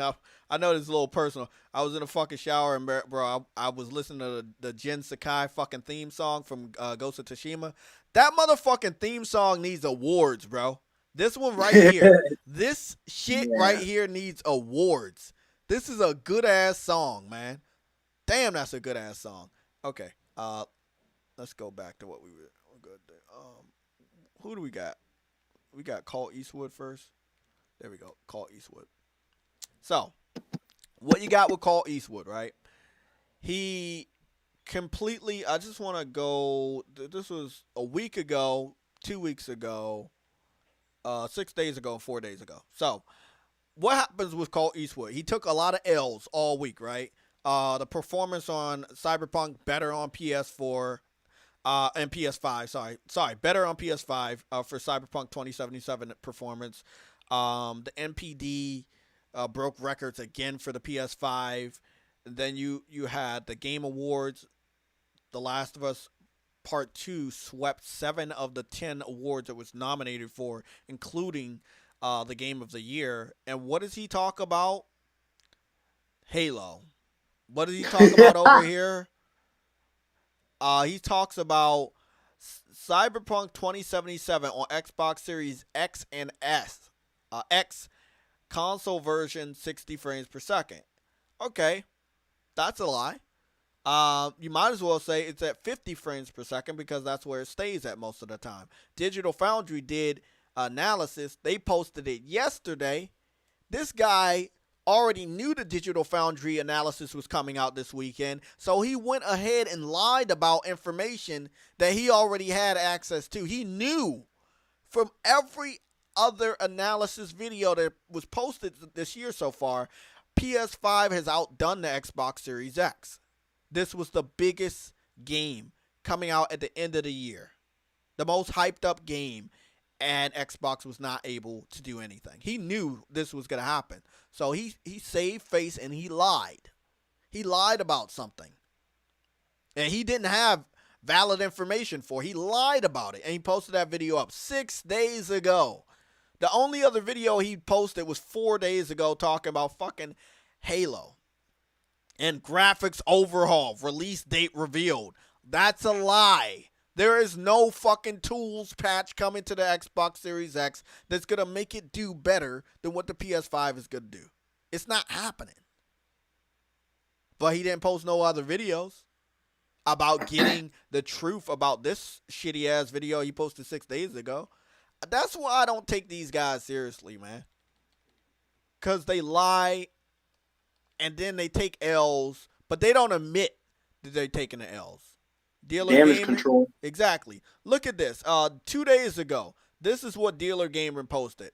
Microsoft counters PS5 claims, promises Xbox Series X boost. What? Both of them are talking about this magical boost. Just admit that your system is weaker, bro. Just admit it. It's okay to admit there's some problems with Xbox Series X. It's all right to acknowledge that the PS5 is just doing better when it comes to performance and attention to detail and resolution than Xbox Series X. It's okay. It's a fact. It's real. It's happening. Professionals are doing their test, and this is what we're seeing. Here we go again. This is 4 days ago by Dealer Gaming. Big update. RDX. Xbox Series X update. Cyberpunk 2077 review. Like, all of this shit is clickbait, but it doesn't work on people that have a brain. Because people like myself never click on this shit. That's why you don't see any red little meter on that shit. The only red meter you see here is 4 fucking months ago. And then over here, a month ago. Lies, they said. When the truth came out, when the systems were released, everything that they've been doing all fucking year shattered. And now they're saying, hey, hold on. We don't really have real information about a patch. We don't really know if tools are coming. But we know that you're upset and confused about why PS5 is doing better than the Xbox Series X. So let's pull something out of our ass and present it to you as a fact. Even though it's not. It's bullshit. There's no patch. There's no tools that is going to make the Xbox Series X do what the PS5 is doing. It's not happening. Is there anyone else? I think Cult and Dealer are the main liars in the Xbox community right now that are heavily defending all the problems that are happening with the Xbox Series X. They don't talk about sales. PS5 information came out this week. They're not talking about the Game Awards. I mean, the only thing that won at the awards show, I think, did Ori win an award? Does anybody know about that? I know Flight Simulator won Simulator Award. I don't think they got anything else. Yeah, Flight Simulator didn't win the Simulator Award. I would legit be mad. Yeah, that would be weird. Yeah, like, Flight Sim is revolutionary. It's like a really beautiful game also, and it really deserves it. So here we go. This is again. I told you guys probably about a couple weeks ago when we did our little run through of Digital Foundry that they had 32 videos they made for Witcher, and already over the last 5 days they have 6 videos for CD Projekt Red's Cyberpunk 2077. 6 fucking videos already. That means the only other videos they've been posting is just Cyberpunk. I mean, okay, this is sorry. I thought this was a Cyberpunk one because they talk about PC so much. Okay, no, Cyberpunk. 5 videos back to back. I'm pretty sure 6 want to be posted tomorrow. But if we go over here, and I just wanted to show this off, just in case you might have missed the podcast yesterday. Sorry, right. I want to knock this out.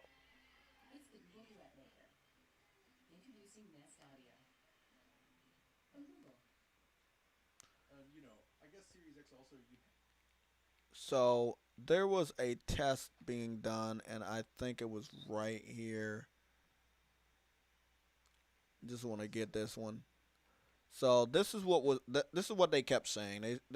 The green is Xbox, the blue obviously PlayStation. And as you can see, there's a scene coming up where PlayStation's about to go lower. But from what they've said, for the majority of the time, PlayStation stays at a higher frame rate and sometimes stays locked at 60 longer than Xbox Series X. Um, so I wanted to show off. I think it might be this scene. Yeah, this is the scene where they was talking about where they was. I think they said this was the frame rate one where it stayed at 60 most of the time. As you, obviously the PlayStation line is blue, so if you're looking right there at the blue one and it's up there close to 60, it's staying at 60. There's a couple of small dips, but nothing major. They what they were saying is that Xbox wasn't able to do something like that, and they wanted it to do something like that, but it wasn't. But I wanted to see.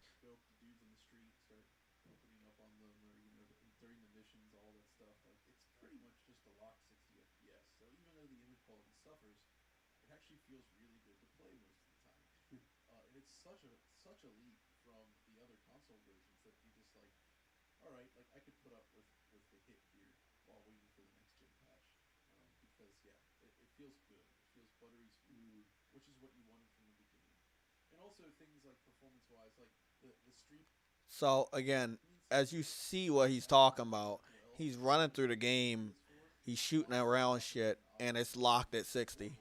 So this is the frame rate mode, and this is running on a PS5. On a PS4 Pro, you're not gonna have it, but when you do an unlock frame rate on a PS5, the PS5 is gonna make up the difference. I apologize. Sorry, I wanted to switch so you guys could see right there. So yeah, when you're doing unlock frame rate on a PS5 or any PlayStation 4 game, the PS5 is gonna make up the difference, and it's gonna basically have that game running at a lock 60 frames, because it is so much more powerful. There are games like Infamous Second Sons that I would heavily recommend people play. Days Gone, I would heavily recommend people play. Those are games that are sitting at the 60 frames per second mark because of the PS5 and what it does, and it's doing it good. But yeah, so Colt Eastwood had a video making it seem like Xbox Series X is the only system doing 60 frames, but in reality, it's the only next generation system that does not stay at 60 frames most of the time in 60 frames per second mode. Digital Foundry exposed this yesterday. They weren't really happy from what I'm seeing. They expected to see dips over here, but they did not see any dips. As you can see right there, that blue line, straight fucking line of 60 frames per second. So this is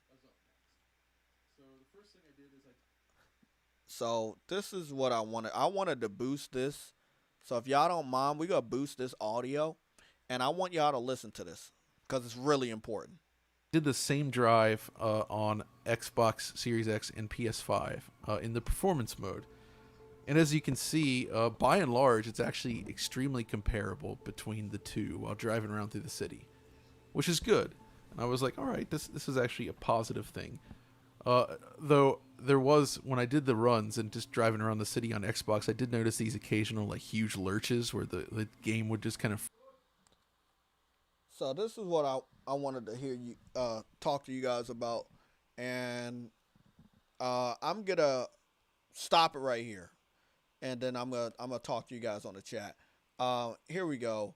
Rice Eater 79 with the $2 super chat. Mads Gaming and Review Tech USA also silent. Exactly. Not talking about the MPD. Not talking about PS5 performing better on Cyberpunk than Xbox. And also, definitely not talking about the Game Awards.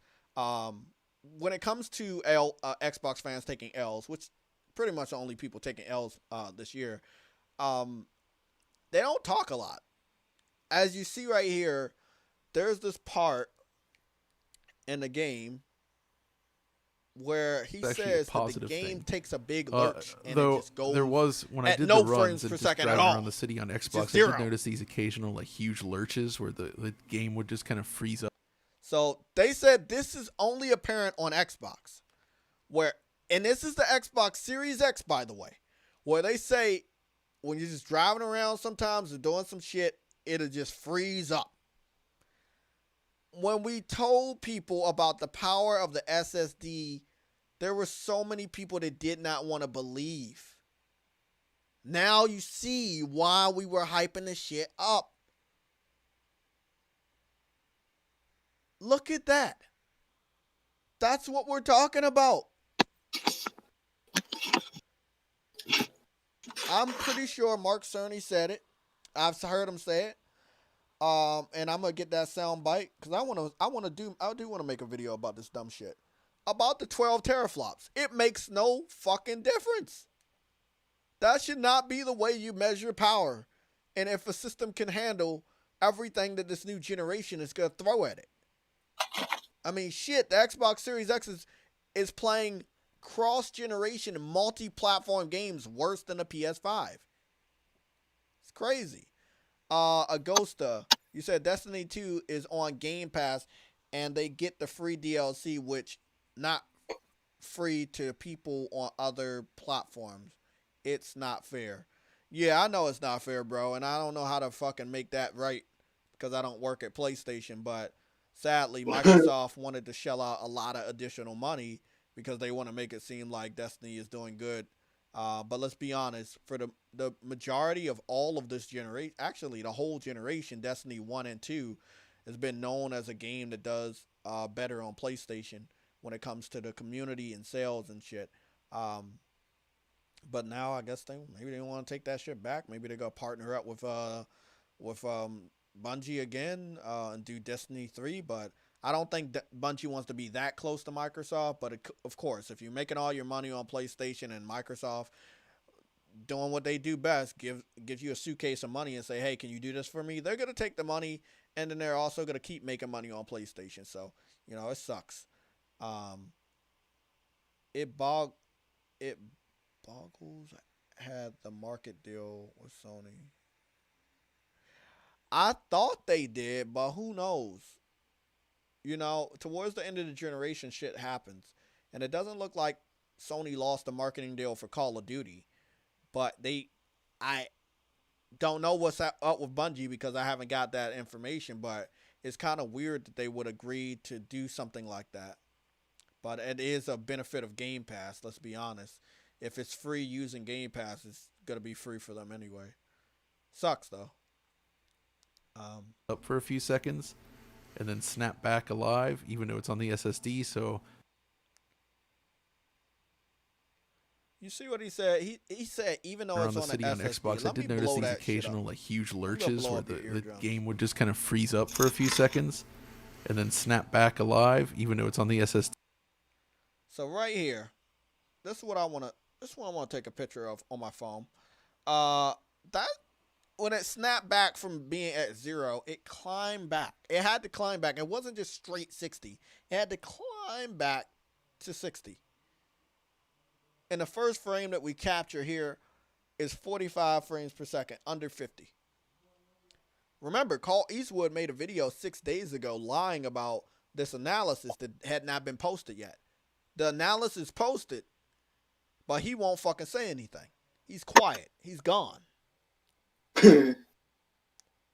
So I'm trying to see, is it all right for people like that to lie? It seems like they get away lying to their viewers and subscribers all the time, and they're just like, okay, you lied. It's all right. I'm still going to support you. I can't lie, I don't have that benefit of everything lying. is not necessarily perfect there, so that is something to note. But I guess the greater problem... It's kind of weird, though, isn't it? And there we go. This is another dip. It doesn't go down to 0, but it goes well below the 47 that it was climbing back up to 60. Yeah, that's not good. Do you guys see what I'm talking about? However, what was the claim from the Xbox fans? The rumor was PS5 has 9 teraflops, Xbox has 12 teraflops, and the Xbox Series X is going to play all the multi-platform games better than PlayStation. That was the rumor. That was the lie created by the RDX fanboys, created by Colton Dealer, K Mega, and D Batch. That with 12 teraflops, the Xbox Series X could produce miracles. That was a fucking lie. I am convinced they were afraid that the PS5 was a real system and that it was actually releasing this year because they knew if it released this year, it was going to embarrass them. Everything they said they knew was a fucking lie when they were saying it. That's just bad, bro. And now they're up there saying, hey, wait for this magical update that's going to give more tools to the developers so the developers can go back and make the Xbox version good. Making it good? What? Comparable to the PS5? It's just going to do the same shit that the PS5 is doing. Yeah, it is weird, right? Like, I don't know what's causing it, but then again, the game does have plenty of bugs, as has been discussed. I'm just, if you, hold on, bro. There's another drop. The greater problem. It's kind of weird, though, isn't it? Yeah, it is weird, right? Like, I don't know what's causing it, but then. There it is. Nope. I didn't catch it. It was a small drop going to the Not 50, necessarily perfect there, so that and is I'm gonna something to fucking note. catch that shit. But I guess the greater it's problem. not here. It's kind of weird, though, isn't it? Yeah, it is weird, right? Like, I don't know what's causing it, but then again, That was 52. Yep, right there. There was game one does that have dropped to plenty 40. of bugs, It was at 40. as has been discussed. Right here. This is it. See, most of the time it's not even close to 60 when you're driving around. Not on Xbox. Like, it'll be like 50. Low 50s, mid 50s, but not high 50s. Most of the time, PlayStation is fluctuating could be as something well, related to that. It stays But yeah, at, that is a close difference. to I don't see 60. PlayStation's falling in the But 40s, the other, bro. the Yeah, I real don't difference either. here, and I couldn't really get like for like scenes Yeah. here, but I showed this Why mission could we earlier go on 60 frames PS5, per no second problem. test. You see the 60 Same frames mission. per second test? They're doing the same, just giving them their spotlight type test. We already watched it for PlayStation. The whole gunfight was just done in 60 frames. They were able to stay at 60 frames. Xbox cannot stay at 60 frames. I'm going to go back and show you guys. This is very important. On Series X, and yeah, you're getting lots of dips under 60. Again, Look at that right there. 45 frames per second. I know Call Eastwood. I know Dealer Gaming. Listen to people like K Mega. I know they want to throw dirt on my name because they don't want to get embarrassed. I wouldn't mind going to their podcast. I would not mind for them to come on my podcast, but they have to answer for They a are lot. afraid of you. I know they're afraid of me, but they have to answer for a lot of shit. I don't care that you did the personal attack. I don't care that you tried to make me look bad as a human being. That's cool. You guys are evil people. I understand. Evil people, you can't change them. However, you're lying to the gaming community as a whole. You have to answer for your lies. I don't know if it's going to be Broken Games or Next Gen 720 or King Thrash or Sick Humor or Jabari that's going to be able to get you guys on a podcast. And don't worry, I'm not going to invade. I'm not going to come there and when you're not fucking least expecting, and I'm not going to shit on you. I can, but I'm not going to pull a Demon Souls, but I will be in the chat. I will be listening. I will probably be throwing out some fucking super chat questions because you have to answer these questions. What is up with the 12 teraflops? It was a lie. I'm well aware that it was all a lie, but why did you lie? Why do you think that the lie would fucking still go on after the systems were out? Like, you guys are stupid. You gotta be fucking stupid. You thought this shit was gonna fly, man. 45 frames per second, ladies and gentlemen. That's the power of the 12 teraflops.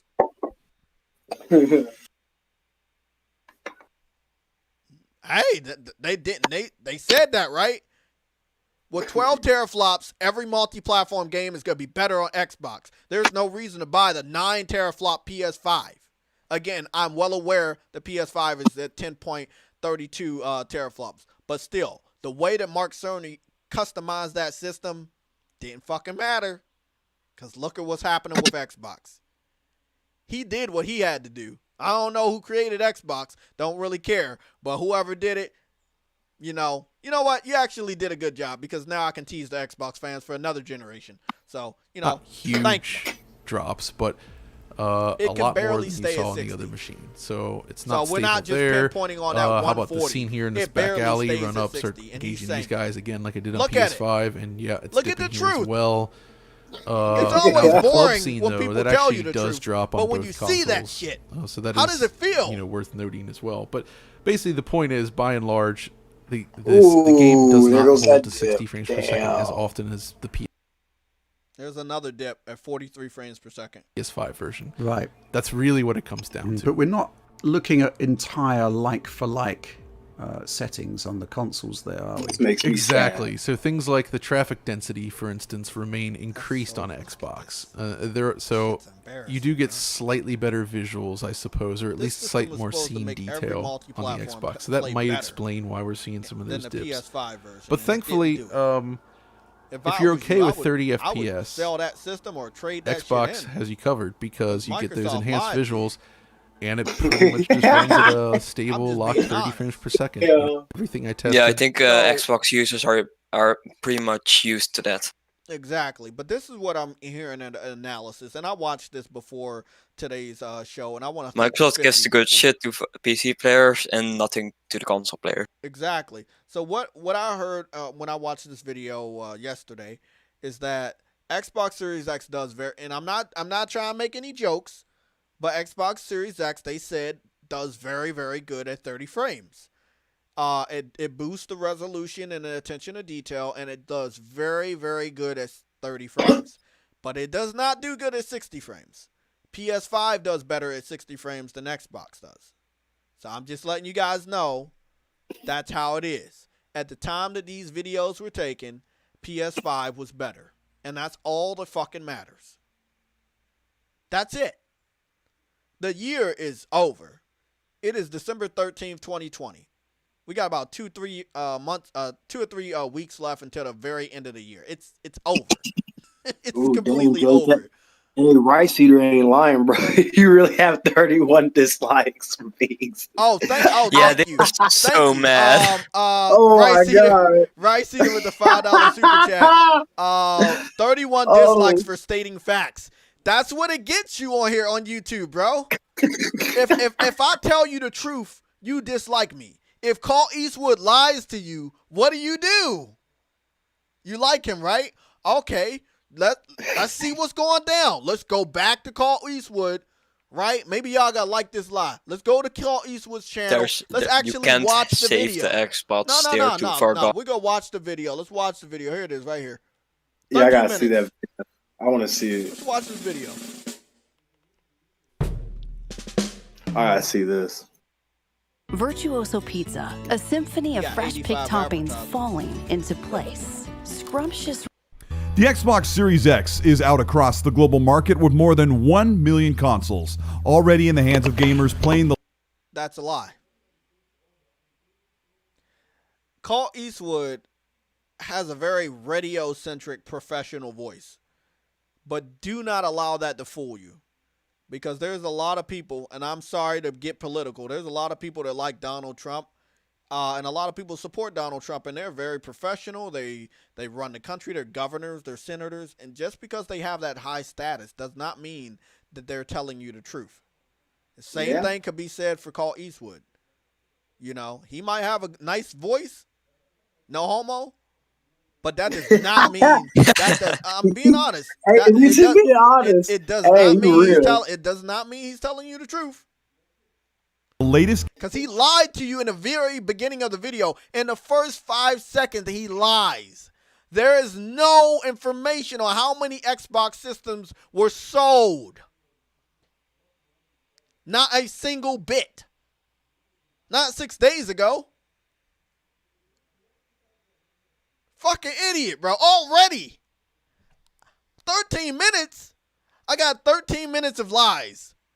But maybe if I watch this dude lie to you guys, maybe the people that are disliking will switch their shit to fucking likes, right? Because that's what you want. You want to listen to lies. There's no saving them. Fucking idiots. Games testing out their favorites thanks to strong backward compatibility support, and anxiously awaiting the next big batch of games to kick off in a full year of uncertainty The only and good game game is delays. like is that fucking For Xbox Flight gamers Simulator that probably bought in, shouldn't even come to fucking Xbox because it will not work well. couldn't get any bigger, and the anticipation couldn't be any stronger. This is probably the biggest game of the year, and expectations are high for Cyberpunk 2077 to be a watermark and a hallmark of what a next-generation game can be on the latest hardware on PC and brand new consoles in the PS5 and Xbox Series X. The PS5 is unabashedly bested the most powerful Xbox Series X in almost every comparison with next-generation games over the first month of the console launch. Many expect the same result for Cyberpunk 2077 as tech sites dig into the pixel arrays and frame time counters in the PS5 in head-to-head with the Xbox. What many do not expect is that even though Cyberpunk is releasing on the month anniversary of the console launch, Cyberpunk 2077 is not actually a next-generation game. Oh my god. Did this dude just say Cyberpunk is not a next-generation game? He's telling people the obvious. We already know it's not a next-generation game.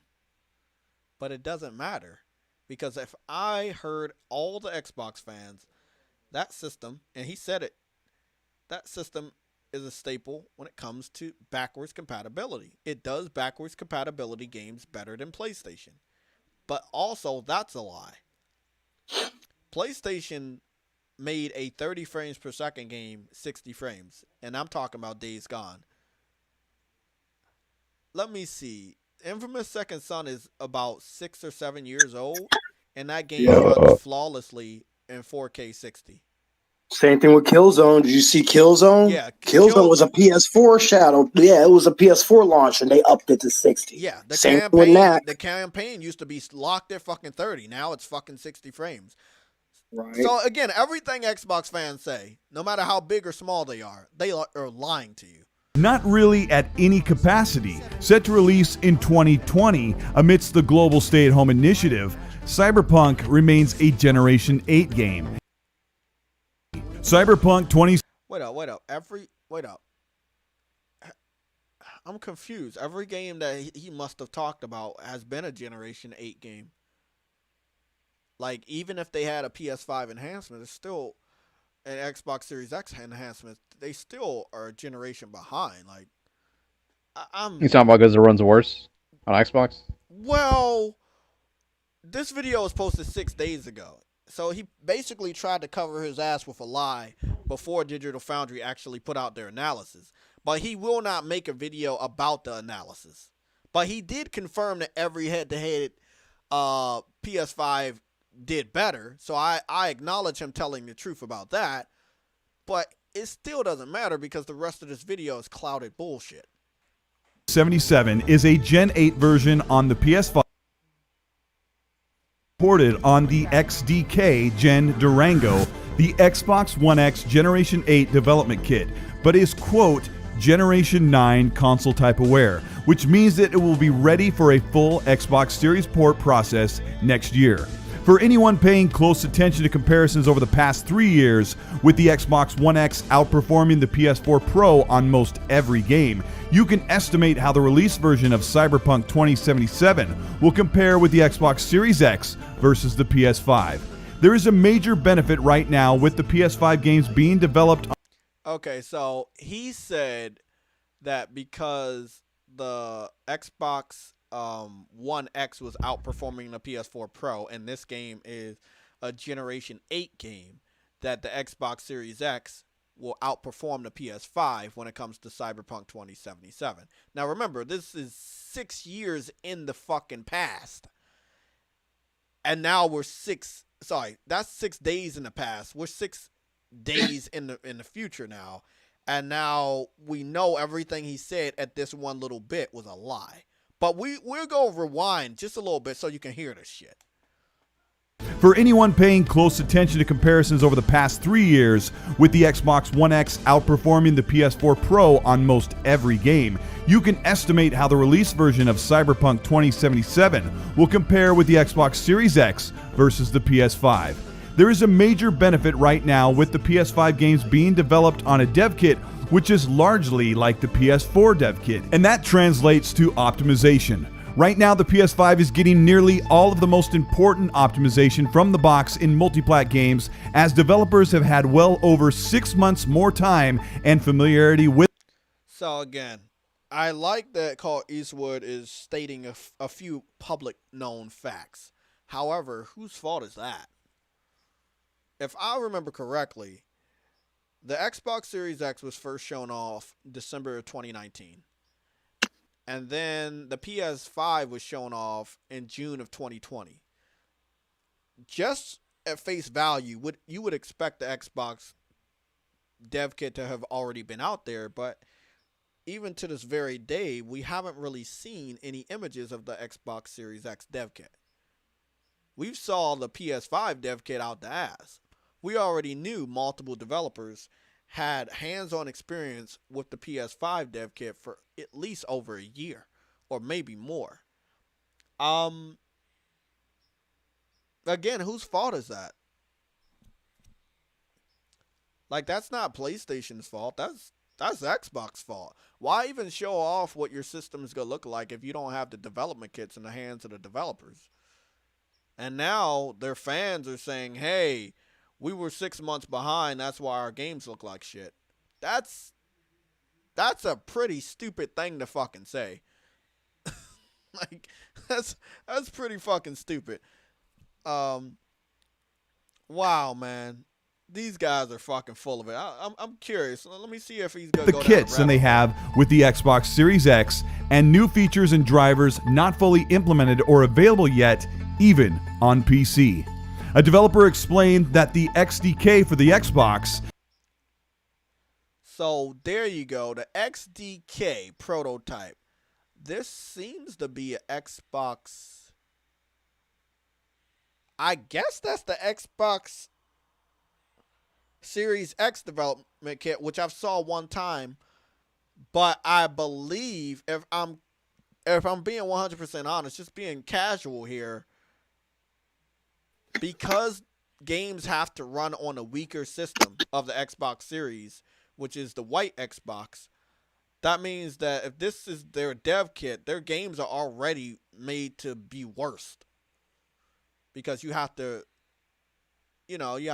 create a game with the weaker system in mind. On PS5, all you have is a digital system and a physical system. They do the exact same thing. This development kit looks exactly like an Xbox One S. It looks like an Xbox One Slim system. Or Xbox One X that's white and black. It doesn't really give you the idea that they were ready for next gen because they didn't have a next gen dev kit. However, their system is doing what their system is supposed to do, but Xbox fans are now making excuses why games are better on PlayStation. And they're not better by a small margin. They're better by a pretty big fucking margin. If Xbox was on their level, they would be doing the same amount of shit. As simple as that. But hey. That was used to port Oh, yeah. This was used to port Xbox One games. So basically, this is what they're using, bro. They're using the Xbox One dev kit for multi-platform games, even the ones with next-gen enhancements. That means that the next generation dev kit isn't even really out for the Xbox Series X. Again, whose fault is that, though? Like, whose fault is that? Xbox One era games is being used to launch Cyberpunk 2077. The GDK, the dev kit specifically for Xbox Series X and PC going forward, is not being used to build the Xbox version of Cyberpunk 2077. Not yet. He said, the XDK has new special APIs that enable you to have a game specifically compiled only. So, if I'm being correct about this, he's telling the viewers that the game is going to be better on the Xbox Series X, but then in the same exact video, he's saying that the game is probably not going to be better on a Xbox on the Xbox Series X.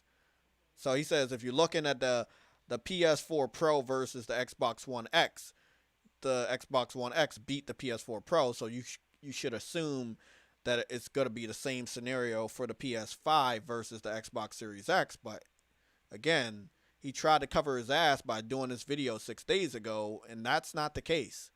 AMD desktop GPUs and X. Oh my god, he just fucking lied, bro. Like, than the PS5. The game is running with 8 cores and 8 threads conventionally, which is yeah, he's just talking specs, and none of it really matters because it's all a lie. It's always fun to listen to someone think that they know what they're talking about. Even after all these other tests have shown that you don't know what you're talking about and you were lying the whole time. He posted a lie 6 days ago. He does not come back for the end result of his lie. So I'm guessing tomorrow or this week he's going to go head on somewhere else. But it's really, really, really, really sad that people let this motherfucker get away with that shit. They let him get away with that shit right there. So again, big shout out to House Marquee for finally giving us the release date for Returnal, so I could pre-order the game. So I wanted to put that chat back on. I want to thank everybody that's been here. We got a lot of viewers. Really, really thankful for all you guys being here.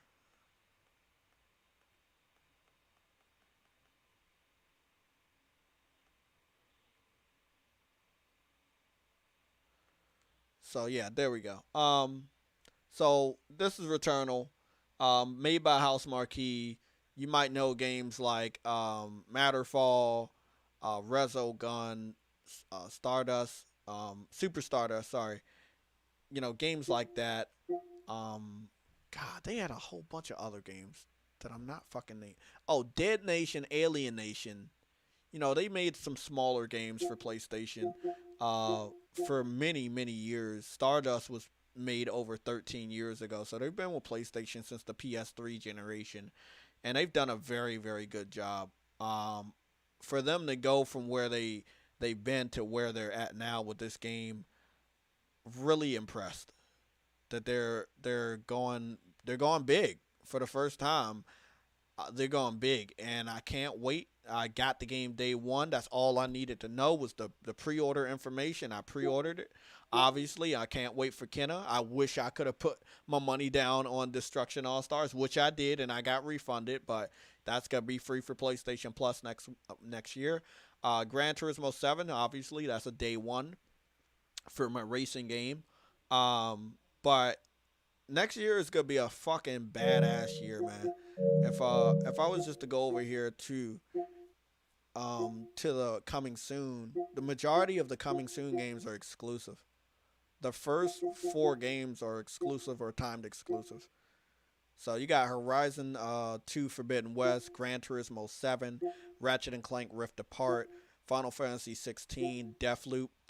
That's a major time exclusive, I think, for only like 5 months or so.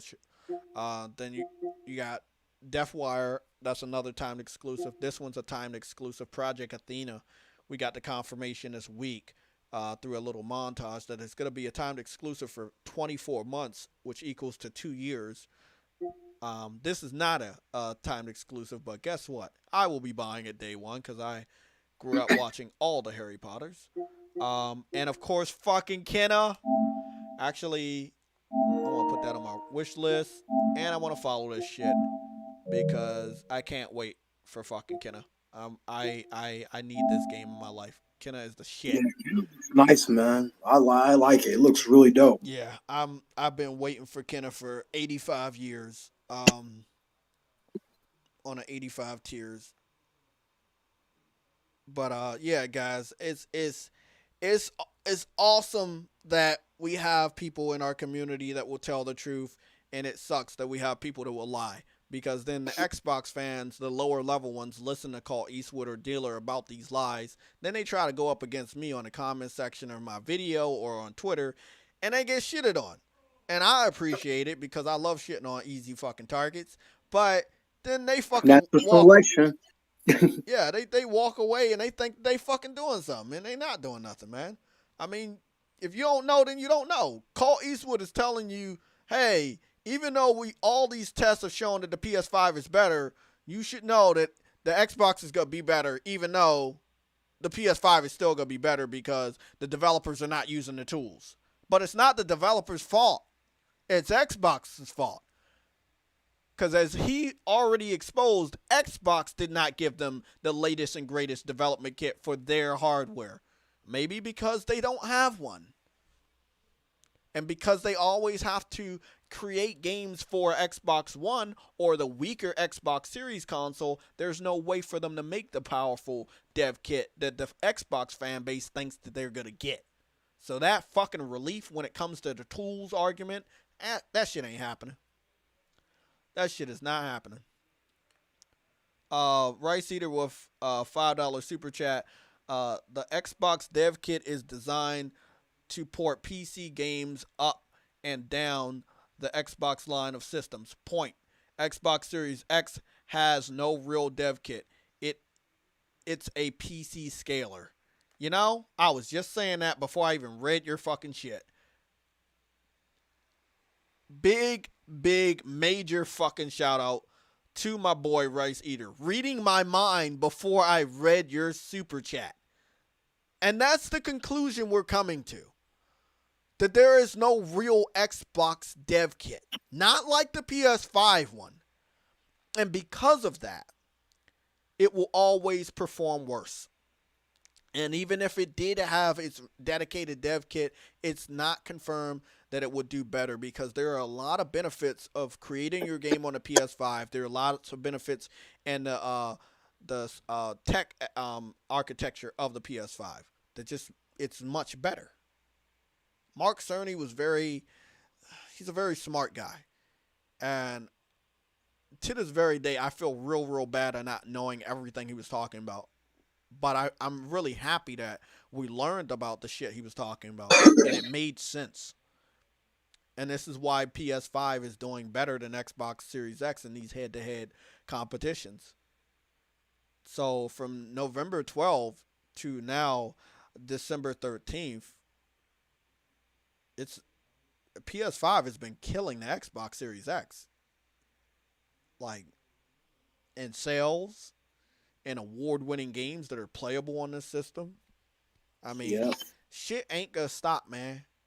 Like, just be happy with your system. Know that your system is weaker. Maybe you don't have it. Well, fuck, not maybe. You don't have better games than PlayStation. But don't get into no arguments with PlayStation fans because they gonna shit on you, man. And the longer we're in this generation, the more ammo we're gonna have to go at you. So please just save yourself the humiliation and don't attack PlayStation fans. Stop doing that shit. And you don't want to attack me because the first thing I'm going to show you is the picture of my Xbox Series X in the other room, and I'm going to tell you I've had it for a month. I've only powered it up 2 to 3 times. Illegal. Goddamn. Yeah. Illegal. $500, bro. But yeah, bro, Kenna is one of those fucking magical games. I saw automatically wanted it day one. I was devastated when this game got delayed. But again, Kenna and many other games that get delayed, you already know on a PlayStation side they're gonna be something special. This is gonna be something special, man. I cannot fucking wait to play this beautiful fucking game. Again, big shout out to my boy Six Humor. Not gonna stop shouting that motherfucker out for helping me with the image quality of the OBS Streamlabs because I'm seeing the image on my TV and I'm seeing the image on the stream, and the image of this on the stream looks fucking phenomenal. If this laptop was strong enough to do 1080p for 1080p 60 frames per second streams, I would be doing it, but it's doing a high 1080p at 30 frames per second. But big shout out to my boy Sick Humor. It's always good to have people in your community and know about these specs and know about this stuff. You feed off of their information and they feed off of yours. So you're not going down the rabbit hole and you end up looking stupid when you're talking to somebody that knows what they're fucking talking about. As simple as that. Clint Eastwood can have as many industry contacts as he wants, but if he's gonna twist the truth, he's always gonna be lower than me. You know, I'm not gonna do when it comes to this obvious public information that we have out here for video games. Is I'm not gonna fucking try to twist any developer's words about what they said and what they didn't say in order to make my channel or myself look better. I'm not gonna do that. That shit's fucking disgusting. Your system is weak. Your system is fucking weak. It's been a whole fucking month and we've gotten all the tests back. Your system is fucking weak. It's weaker than a PS5. And, you know, being a fanboy of Xbox is not going to change that shit. Sorry. Just wanted to know before we get up out of here, or, you know, what games are you guys playing? I wanted to let you know, me and my boy, Rec, me and him, we've been new to each other. We started talking today on a voice chat. I invite him on the Legion to be a voice on the panel, and I'm grateful for that. And again, bro, anytime you see me live in this voice chat, you can jump in anytime, add any input you want. But we've been playing Tim. It's like a Pokemon type of game, and we were playing the fuck out of that shit. And guess what we found out, bro? Hey, bro, you still in the same spot? Me? Yeah. When I left and stuff, yeah, I think I'm still in the same area. Okay, bro. So I just want to show this off. It's a Pokemon type game, but it's fucking co-op. It's a Pokemon game, but everybody's already in the same fucking world, and you can play the game co-op. And when you get into a little Pokemon battle, hold on, I'm about to hop on, bro, real quick. I just want to show them this shit before we get up out of here. But I just gotta show y'all, when PlayStation takes a chance of these type of games, I love this shit, bro. I really, really love this shit. So again, you get to make your own character. You're customizing anything from your eyes, your hair, your skin, hoodies, pants, book pad. And you don't have to look like this. This is what I decided to look like. But you can look like anything. You got the little squad. Well, that's what they call in your squad of your little Pokemon motherfuckers. And it's just fucking dope. So, bro, when you get on, just send me a notification. Yeah, I'm good. I'm on right now. Very, very, very similar to Pokemon. Super, super similar. Nintendo has not sent them a cease and desist. I've already paid for the game. Rec has already paid for the game. Yep. And as you can see, everybody else, you see motherfuckers walking around and shit, they're on it. The PlayStation people will have the PlayStation symbol. All right, walk out to see. I think I'm outside of the Poking Center.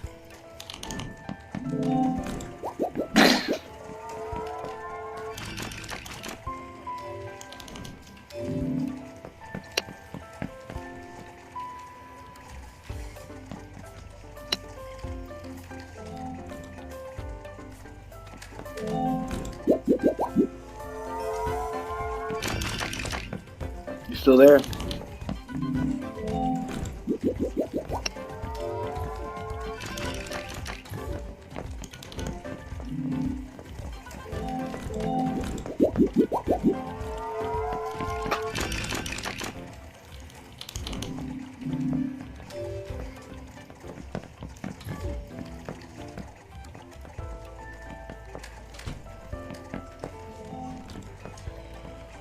Okay, bro.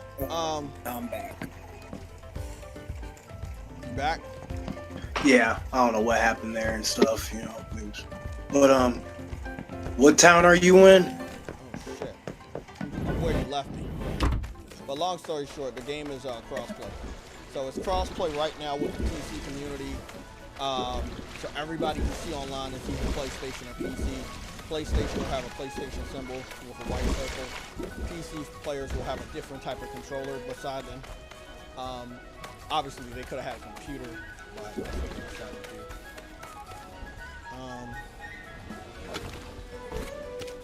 So you got friends list, competition, all that shit.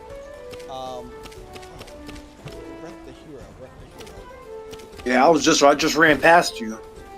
I think you're right there. Cause I'm by the gym right now. I'm right by the gym. I just sent you a notification. But yeah, long story short, you can add your friend. I didn't get it because it says we're too far away. That's weird. Where are you again? I'm in the place with the gym. Remember with the lady? I'm right, in the same area, but I don't think we're in the same servers. That's weird. Oh fuck. Yeah, I would. Oh fuck. Hold on. Yeah, we're definitely in the same town, bro, but we might have to restart. You know, it's still in beta, so you know how it gets. Okay, well, yeah, it's still in beta, but you could team up. Let me see. I got this. That's why I captured like 85 fucking video clips. Okay. Was it this one? I'm about to restart. Hold on, let me restart, log out, and then log back in. Because remember when you did that and stuff started working again, so maybe if I log back in. So this is what I wanted to show you guys. Since we got. Oh yeah, you still got the clips. Yeah, I got the clips. So. Okay, so when you enter a battle, right? You're gonna enter a battle. You gotta enter a battle like that. Okay, let me get. And when you're entering a battle, you got your 3 Pokemon. The person you're doing co-op with, they got their 3 Pokemon. But you're still in the same server, and you're teamed up with each other. So if they run through the bushes and they get into a battle, you're trapped. Nah, bro, I'm right at the tip, bro. You take it turns to go up against either one monster, 2 monsters, or however many. You also get to fight the trainers. You get to fight the boss. You see that shit? Actually, you get to go through the. I'm like the last couple times. Found you. Tip, bro. You found me? Yep. Found you. There you go. You're fucking right there. Yep. Okay. Let me go. Are we on co-op yet? I'm trying to. I just sent you a message. Yep, I got it. Yep.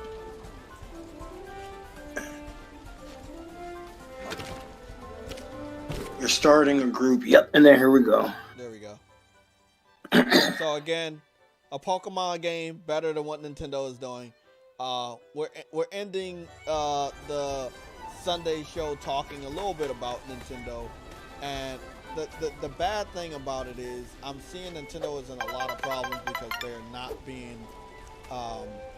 not being very nice to the people. Look at this motherfucker. This is one of the. Yeah, hey, see that's the look. That's the bird, the toucan sandbird, bro. That's what I'm talking. Oh my if god! That's, look at that. Yeah. Oh my goodness. And he's stunting too. Bro, yeah. Stunting. Hey, bro, let's get in a fight. I just want to show them how this shit looks. Okay, here I come. So this is how it looks. Again, really revolutionary Pokemon type game. Pretty much MMO because you're online with the PC community, the PlayStation community, but you get to team up to take out monsters together. You can run through the whole story in co-op with your friend. It's pretty damn awesome. Different type of elementals. You got psychic, you got fire, you got melee, water, plants. You got so many different types. You got evolutions. You can level up. Every battle is giving you experience. It's pretty dope. Tell them about the stamina, bro. About how different stamina. So you can hurt yourself if you don't have enough stamina to do attacks.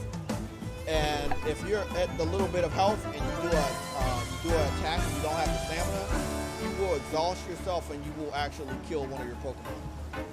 So stamina works a lot different in this game compared to the real Pokemon game, and it makes it a little bit more strategic.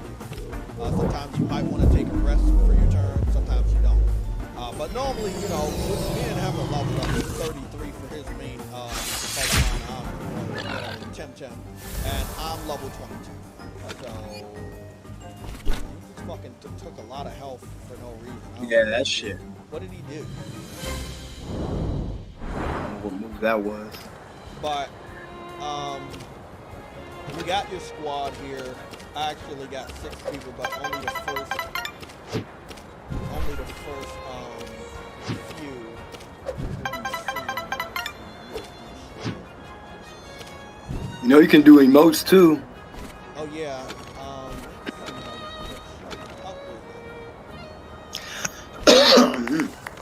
Yep. Yeah. So the game is badass. You know, obviously big fan of Pokemon back in the day. Big fan of Mario and Zelda. So you know those type of games I get. You know, Dreams, Little Big Planet. Those are the games I go out and support. I'm still thinking about picking up the Ubisoft game, but again, I don't like Ubisoft. But I've heard a lot of good things about Phoenix Rising. So I'm thinking about picking that game up. But it will probably be after I secure the platinum for Demon Souls. And if you needed to see that information as well before we go out. But I've been gaming. I've been on my gaming grind like all week, all day, all night, every day. Just on my gaming shit.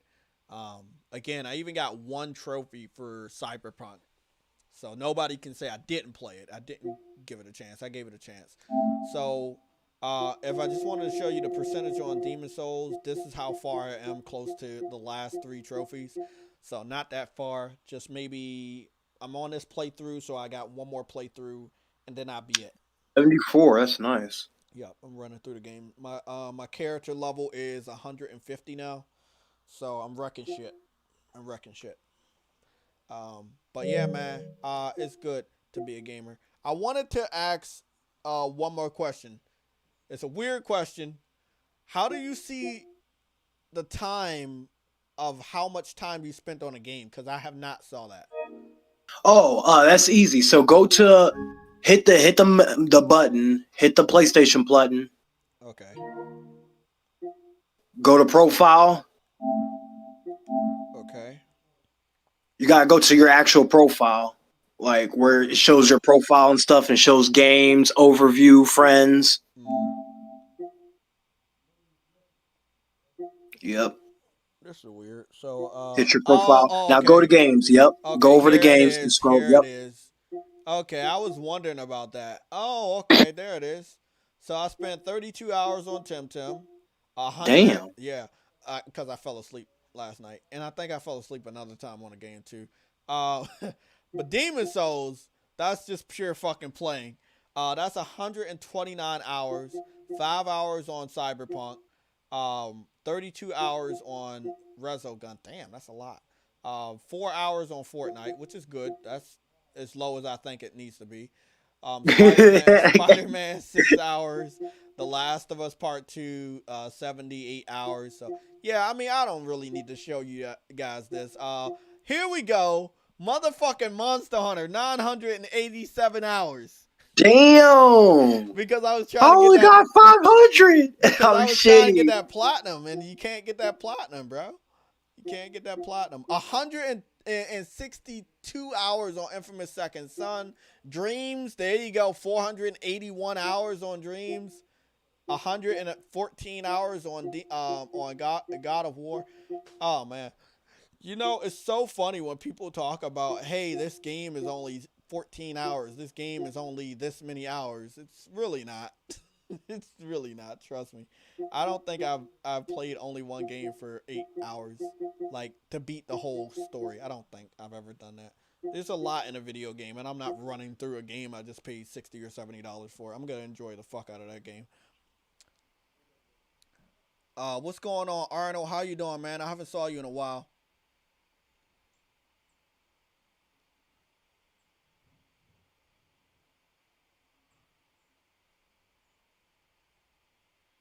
What? Yeah, you're getting.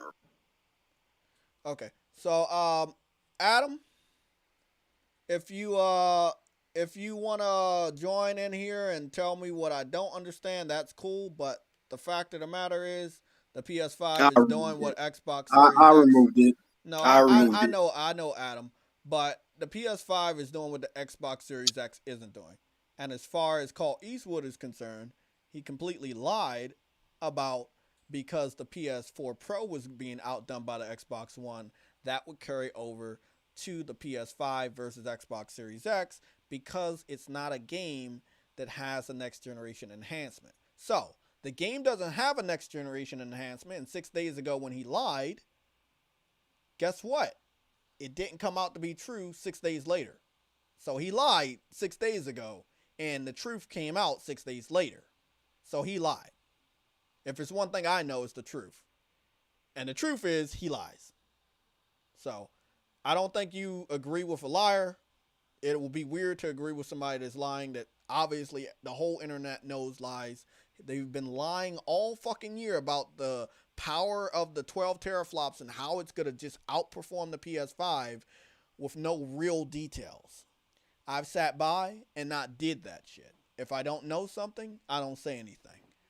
And when it came to specs, I didn't talk as much about specs like these guys do. I'm a gamer. The games have to do the talking. And when the professionals done the tests, when the game systems came out, the PS5 was the winner. It was the most popular system. It was the highest selling system compared to the new next generation consoles. It has the most awards compared to any other consoles that are currently out there. It has, next generation consoles that can play games. PlayStation is that fucking shit. I just hope that Clint Eastwood can be honest going forward this week. There's a lot of things he has to answer for. He has to answer for why Doom Eternal didn't win any Game of Awards. He has to answer for why we didn't get to see any gameplay from the Initiative's new game, which is Perfect Dark. He has to answer for why the Xbox Series S was not able to outsell the PS5 digital or the PS5 physical unit. These were things that these guys said, and they lied. And I understand you want to hold me accountable, and that's what the whole internet likes to do. They hold the smaller guy accountable compared to the bigger guy. But I think you're smart enough to understand he's a much bigger influence on YouTube than I am. And you should hold him accountable to lying, just like you tried to hold me accountable to lying. But again, Adam, I don't have any hard feelings for you. So you're already a part of the PlayStation Legion. You can join anytime you want. I don't know why you stopped lending your voice. Maybe one day we'll get to that. Seems like somebody's fucking timed me out on your goddamn stupid ass podcast, Jay. Finally. Let's get this down to brass tasks. Now, let me fucking talk, right? When it comes down to the situation of fucking Cyberpunk, it's not the consoles, neither of them. It's the tools that the developers are using, not the fucking systems. Second of all, you seem to be very fucking adamant about fucking Clint Eastwood to the degree where you and everyone else in this podcast have, over the past, fucking year, maybe more than that, know he's a full of shit. To the extent where you literally sound like his fucking wife. Stop fucking talking to it about him. Stop fucking thinking about him. You don't even know what the fuck he says or does. Everyone knows he's a fucking liar. Simple as that. Just like it's like, why? Don't bring him up, because we all know he's a fucking liar. We know he's full of shit. We know that he doesn't know what the fuck he's more talking question, about. bro. Hey, bro. First off, bro, why are you cussing? Like, we are all grown men. You don't need to cuss, bro. And this is coming from a calm black person. You can calm down, bro. No need to cuss. We are all grown men, bro. Hey, we can all talk and use vocabulary. I have the fucking cuss as much as I fucking want it. You can do that, bro. But you don't. Fuck as much as I want it, bro. Hey, sound ignorant. I just want to say something to Adam. So, Adam, I've been detached from that part of the community. No, you fucking haven't, Jay. Hold on. You would no. Shut the fuck up, Jay. If you were detached, Jay, kick him out. No, you would not. No. I'm gonna let him speak Wait, because Jay. already knows who I am. Let's get this straight. Let's get this fucking straight, right? If you were detached from him, you would not be talking about him. How many videos have I made on him? How many videos have I made on Clint Eastwood this year? You don't make videos anymore, Jay. No. But how many live streams? Don't bring that shit. How many live streams have I made with his name in it? Oh, dude, come on. I mean, you don't fucking No. You said didn't you say I talk about him all the time? Yes, so you do. How many times have I had his name in my live streams title? Do you want me to say? Like, in the past few weeks? In the title. Fucking at least 15 times, Jay. I've seen most of your podcasts this week. Not mentioned. You literally mentioned his name 15 times. I'm not even fucking kidding. You've literally mentioned his name 15 times. You're a very educated person. Yes, I am. Okay, I said, how many times have I had his name in the title? I don't. Again, and I said to you, you don't put him in the title, but you Okay, fucking talk so about him. you're telling me I'm focusing on a person that I don't make videos Yes, about. because you do And in your podcast. Hold on. I don't make videos about. I don't put him in my title. I mention him for a little bit of time. No, you don't. You mention him a lot. You mentioned him about him in this podcast alone. Is being the most of the fucking podcast. Exactly. I've literally been listening. For this podcast only. I was how many literally other taking podcasts? a shit How on many the other toilet, and all podcasts have kept I on hearing was mentioned you him talk about? Colt Eastwood. Listen, I Adam. literally Adam, was taking a shit, and Adam, you were only talking about Colt Eastwood. If you're cool with him, Come on, I bro. don't care. Come on. But everybody that watches this podcast probably know this right here. This is the Yeah. most I've ever talked about him ever. Nah, bro. Nah. That's a Okay, cap. so That is a cap. name another podcast that I've mentioned him more than this one. I don't fucking know, Jay. Okay, you don't know because you don't have it. So look, Adam. No, Jay, Jay. You're gonna exit out because you can't tell the truth. No, Jay. Hold Let me on, go bro. show you. What I'm not going to say is because every one of your podcasts is Xbox has no. See, that's the thing. Adam You has should have to, been kicked him Adam out. has to You get should have kicked been out kicked him because out. this is the thing. Adam knows the truth, and he knows I know the truth. He can't answer when I made a video about him because I never have. He can't answer when have I put him in a title because I never have. He can't even answer when is the last time I talked about this dude this much in a podcast. Why? Because I never have. When I told Adam I'm detached from that part of the community, what that means is I don't really talk about those guys. They might talk about me, but I don't really talk about them. Now, Double L said it was a good idea to talk about him as a leader of the Xbox community and why he can't be honest with the people that support him. That's what I was talking about. So again, like I told Adam in the chat, you can hold me accountable, a smaller person compared to Colt Eastwood, but you can't hold him accountable. But you can't hold him Okay? accountable. So because I'm telling you that he's lying does not mean I'm lying. I'm just telling you the truth about his lie. Now, he says, hey, we all know Colt Eastwood lies. That's nothing new. No, bro. We all know he's lied, but he lied about some very serious shit all year. It's very important that you hold powerful people like them accountable. Because once you start giving them an easy-ass pass, they're going to continue to do what they're doing, which is lying. So again, Colt Eastwood, over the next 2 weeks, there's no amount of lies he can tell where people are not going to start to question him. Okay. It's no amount of lies that people are not going to start to question. There's a lot of shit when it comes to specs that he has to answer. Adam, bro, I don't know what's wrong with you. I really don't. But you're going to need some help, bro. Okay? Yeah. You're the only person cussing, bro. We all grown men. You can get your point across. I don't understand why you would come in here and tell me I'm talking about a dude all year when I haven't. I have a public record. Every live stream is public. Every video is public. And nobody sees me go over to his fucking shit. To be honest, if I wanted to just literally expose the bullshit you attempted to fucking do, when we go back to YouTube, YouTube lets me know how long ago I watched one of his videos. And we actually went over it live today that it had been a week or what was it? I think it was a month. Let me go over here. So we looked at this one right here for 6 days.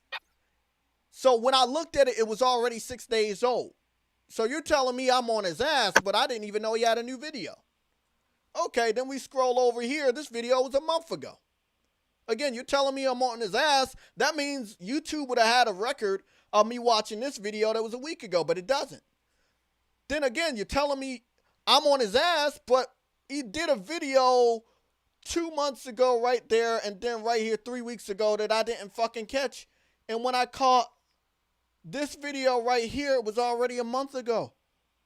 I can't be on somebody's ass if I'm not on their ass. As simple as that. Look at all of these videos the dude has made that I did not watch. A month ago? 6 days ago? I mean, come on, you gotta be honest, bro. 4 months ago right here? The dude has made a lot of videos that I just have not watched. So I can't be on somebody's ass if I'm not on their ass.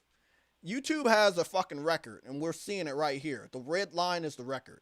When you see the red line, that means somebody has watched that video.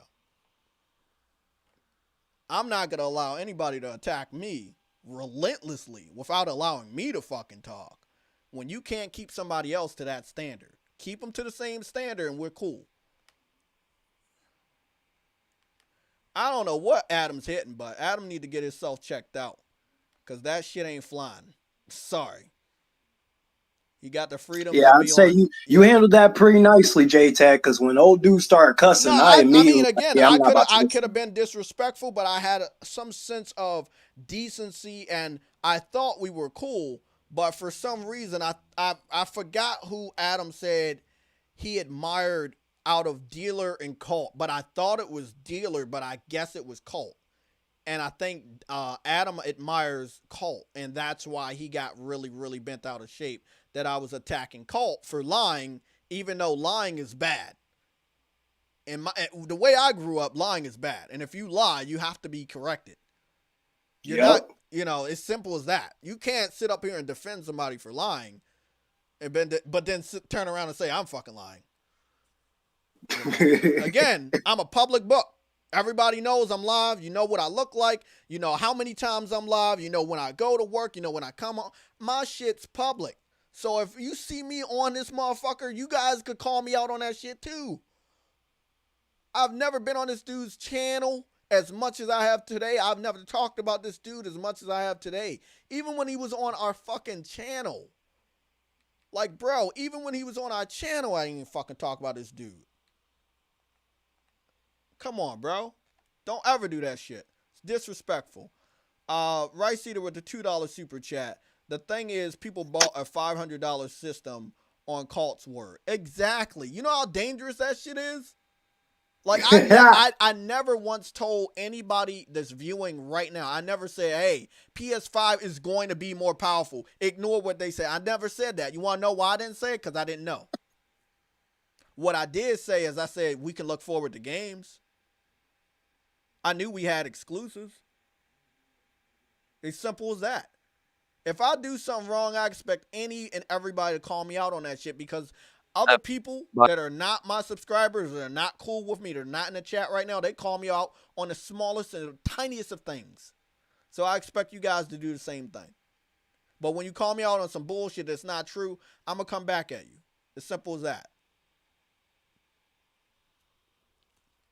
Yeah, don't lie, man. That's I don't do that. Nah. That lying shit or lying for somebody that's already lying, I don't agree with that. That shit ain't right. That shit is. And I don't get why people ride so hard for Colt. Like, bro, I don't even think Colt knows Adam exists. If you want to be 100% real, I'm gonna be honest, bro. He probably doesn't. Come on. He does not. No, ain't no problem. He don't know you exist, bro. He has no idea Adam exists.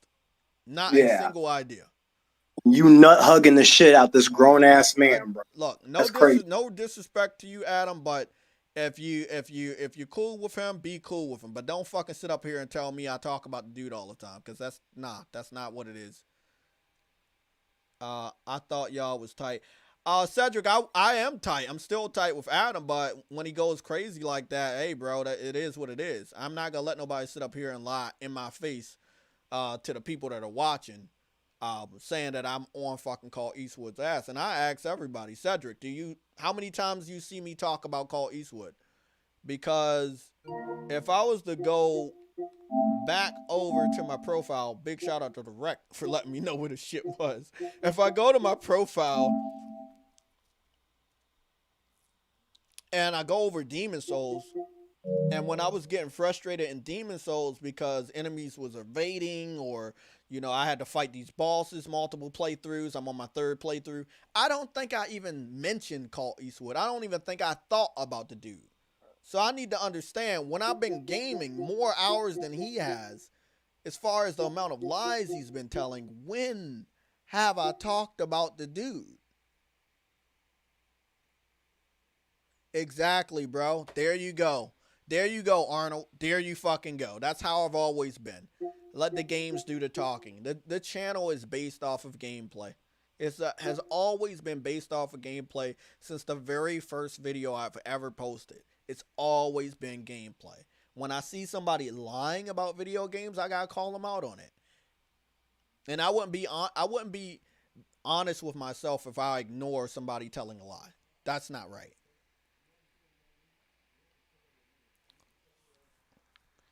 Yeah, A1 Pony, bro. A1 Pony, I know. But when it comes to Adam, I fully forgot. And again, he hasn't been in the chat for. We still have not found out why Adam wanted to leave, and everybody was asking me, and I couldn't come up with an answer because I don't want to lie about why he left. I don't want to speculate about why he left. So we still, to this point in time, we don't know why Adam decided to leave and not lend his voice, but I was very aware that one of the people on RDX he was cool with, but because Dealer and Cult lie so much, they literally, to me, seem like the same person, so I can't tell them apart. I know one has more subscribers than the other, one is bluer, and the other one has red, and I'm guessing it was Cult because of how Adam was so defensive that Adam admires or is cool with, or I think he admires. I can't say he's cool with because Cult doesn't know he exists. But yeah, bro, Adam should not be admiring somebody that's publicly lying and having people run around wasting $500 on a system that Colt Eastwood said was going to be more powerful than the PS5, which was a lie. And have multi-platforms perform better on that hardware than the competitor, which again was a lie.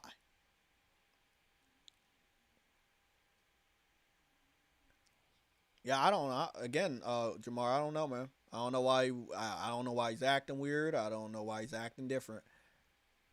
He's been avoiding me when it came to the voice chats, but we'll get to the bottom of it, hopefully. But you know, I could be real evil, and I could scare him about the disrespectful shit that he said, or the way he was disrespectful. But you know. The last time I went down that path with Porter Rock, I didn't notice who I was, so I try not to do that. So, I'm soft-spoken. I try to give people a chance. That's what I do. Even though people come at me all types of ways, I try to give them a chance. So, I'm gonna give Adam a chance to speak to me later on off air and tell me what his problem is. But other than that, if he doesn't want to be a part of the Legion or whatever, I can gladly kick him out.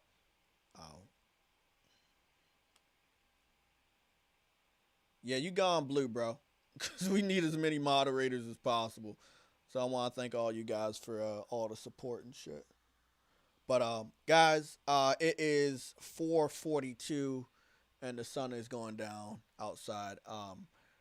Hey, Rec, you ready to get back on Tim? We're gonna stream Tim Yes, on sir. Twitch. Be taking questions. We'll be doing a raw talk over there.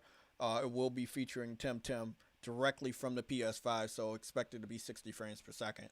I appreciate everybody that's been here today. We had about 53 maxed out viewers for the Sunday show. Big shout out to you guys. I still have not found out how many people are in the European region, but don't worry, I am keeping a hold of the European PSN card for 50 euros. We will try again tomorrow. When I start going live tomorrow at 11 o'clock, I will be asking the question of how many people are in Europe. I want to give as many people a chance to win the 50 euros as possible. We've already given away the $50, and it wasn't as many users or viewers as possible. So hopefully we can change that tomorrow. Again, everybody have a great Sunday. Enjoy what you're doing, which is gaming. I will talk to you tomorrow. Oh, shit. I'll talk to you on Twitch. Sorry. Twitch. Let me go get that link for you guys. Now, we're going to do the Raw Talk. If you know anything about the Raw Talk, I'm going to say whatever the fuck I want to say. It's a little bit different. Just a tad bit different.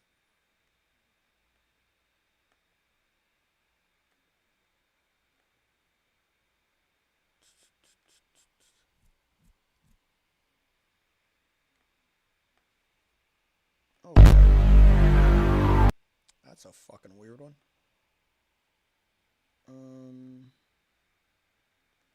Oh shit.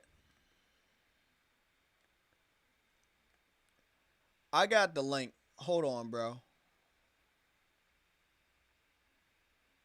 I got the link. It's just something went wrong with this. The one of the links that I have on my all my links, it had an additional H. There we go. That's much better. Okay.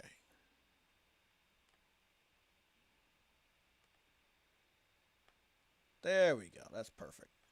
Okay, we're gonna head on over to Twitch to do a raw talk. This time we're gonna be streaming directly from the PS5. Voice will be captured. I'll see you guys over there.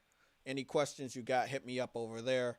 Other than that, I'll be live tomorrow morning at 11 o'clock on YouTube.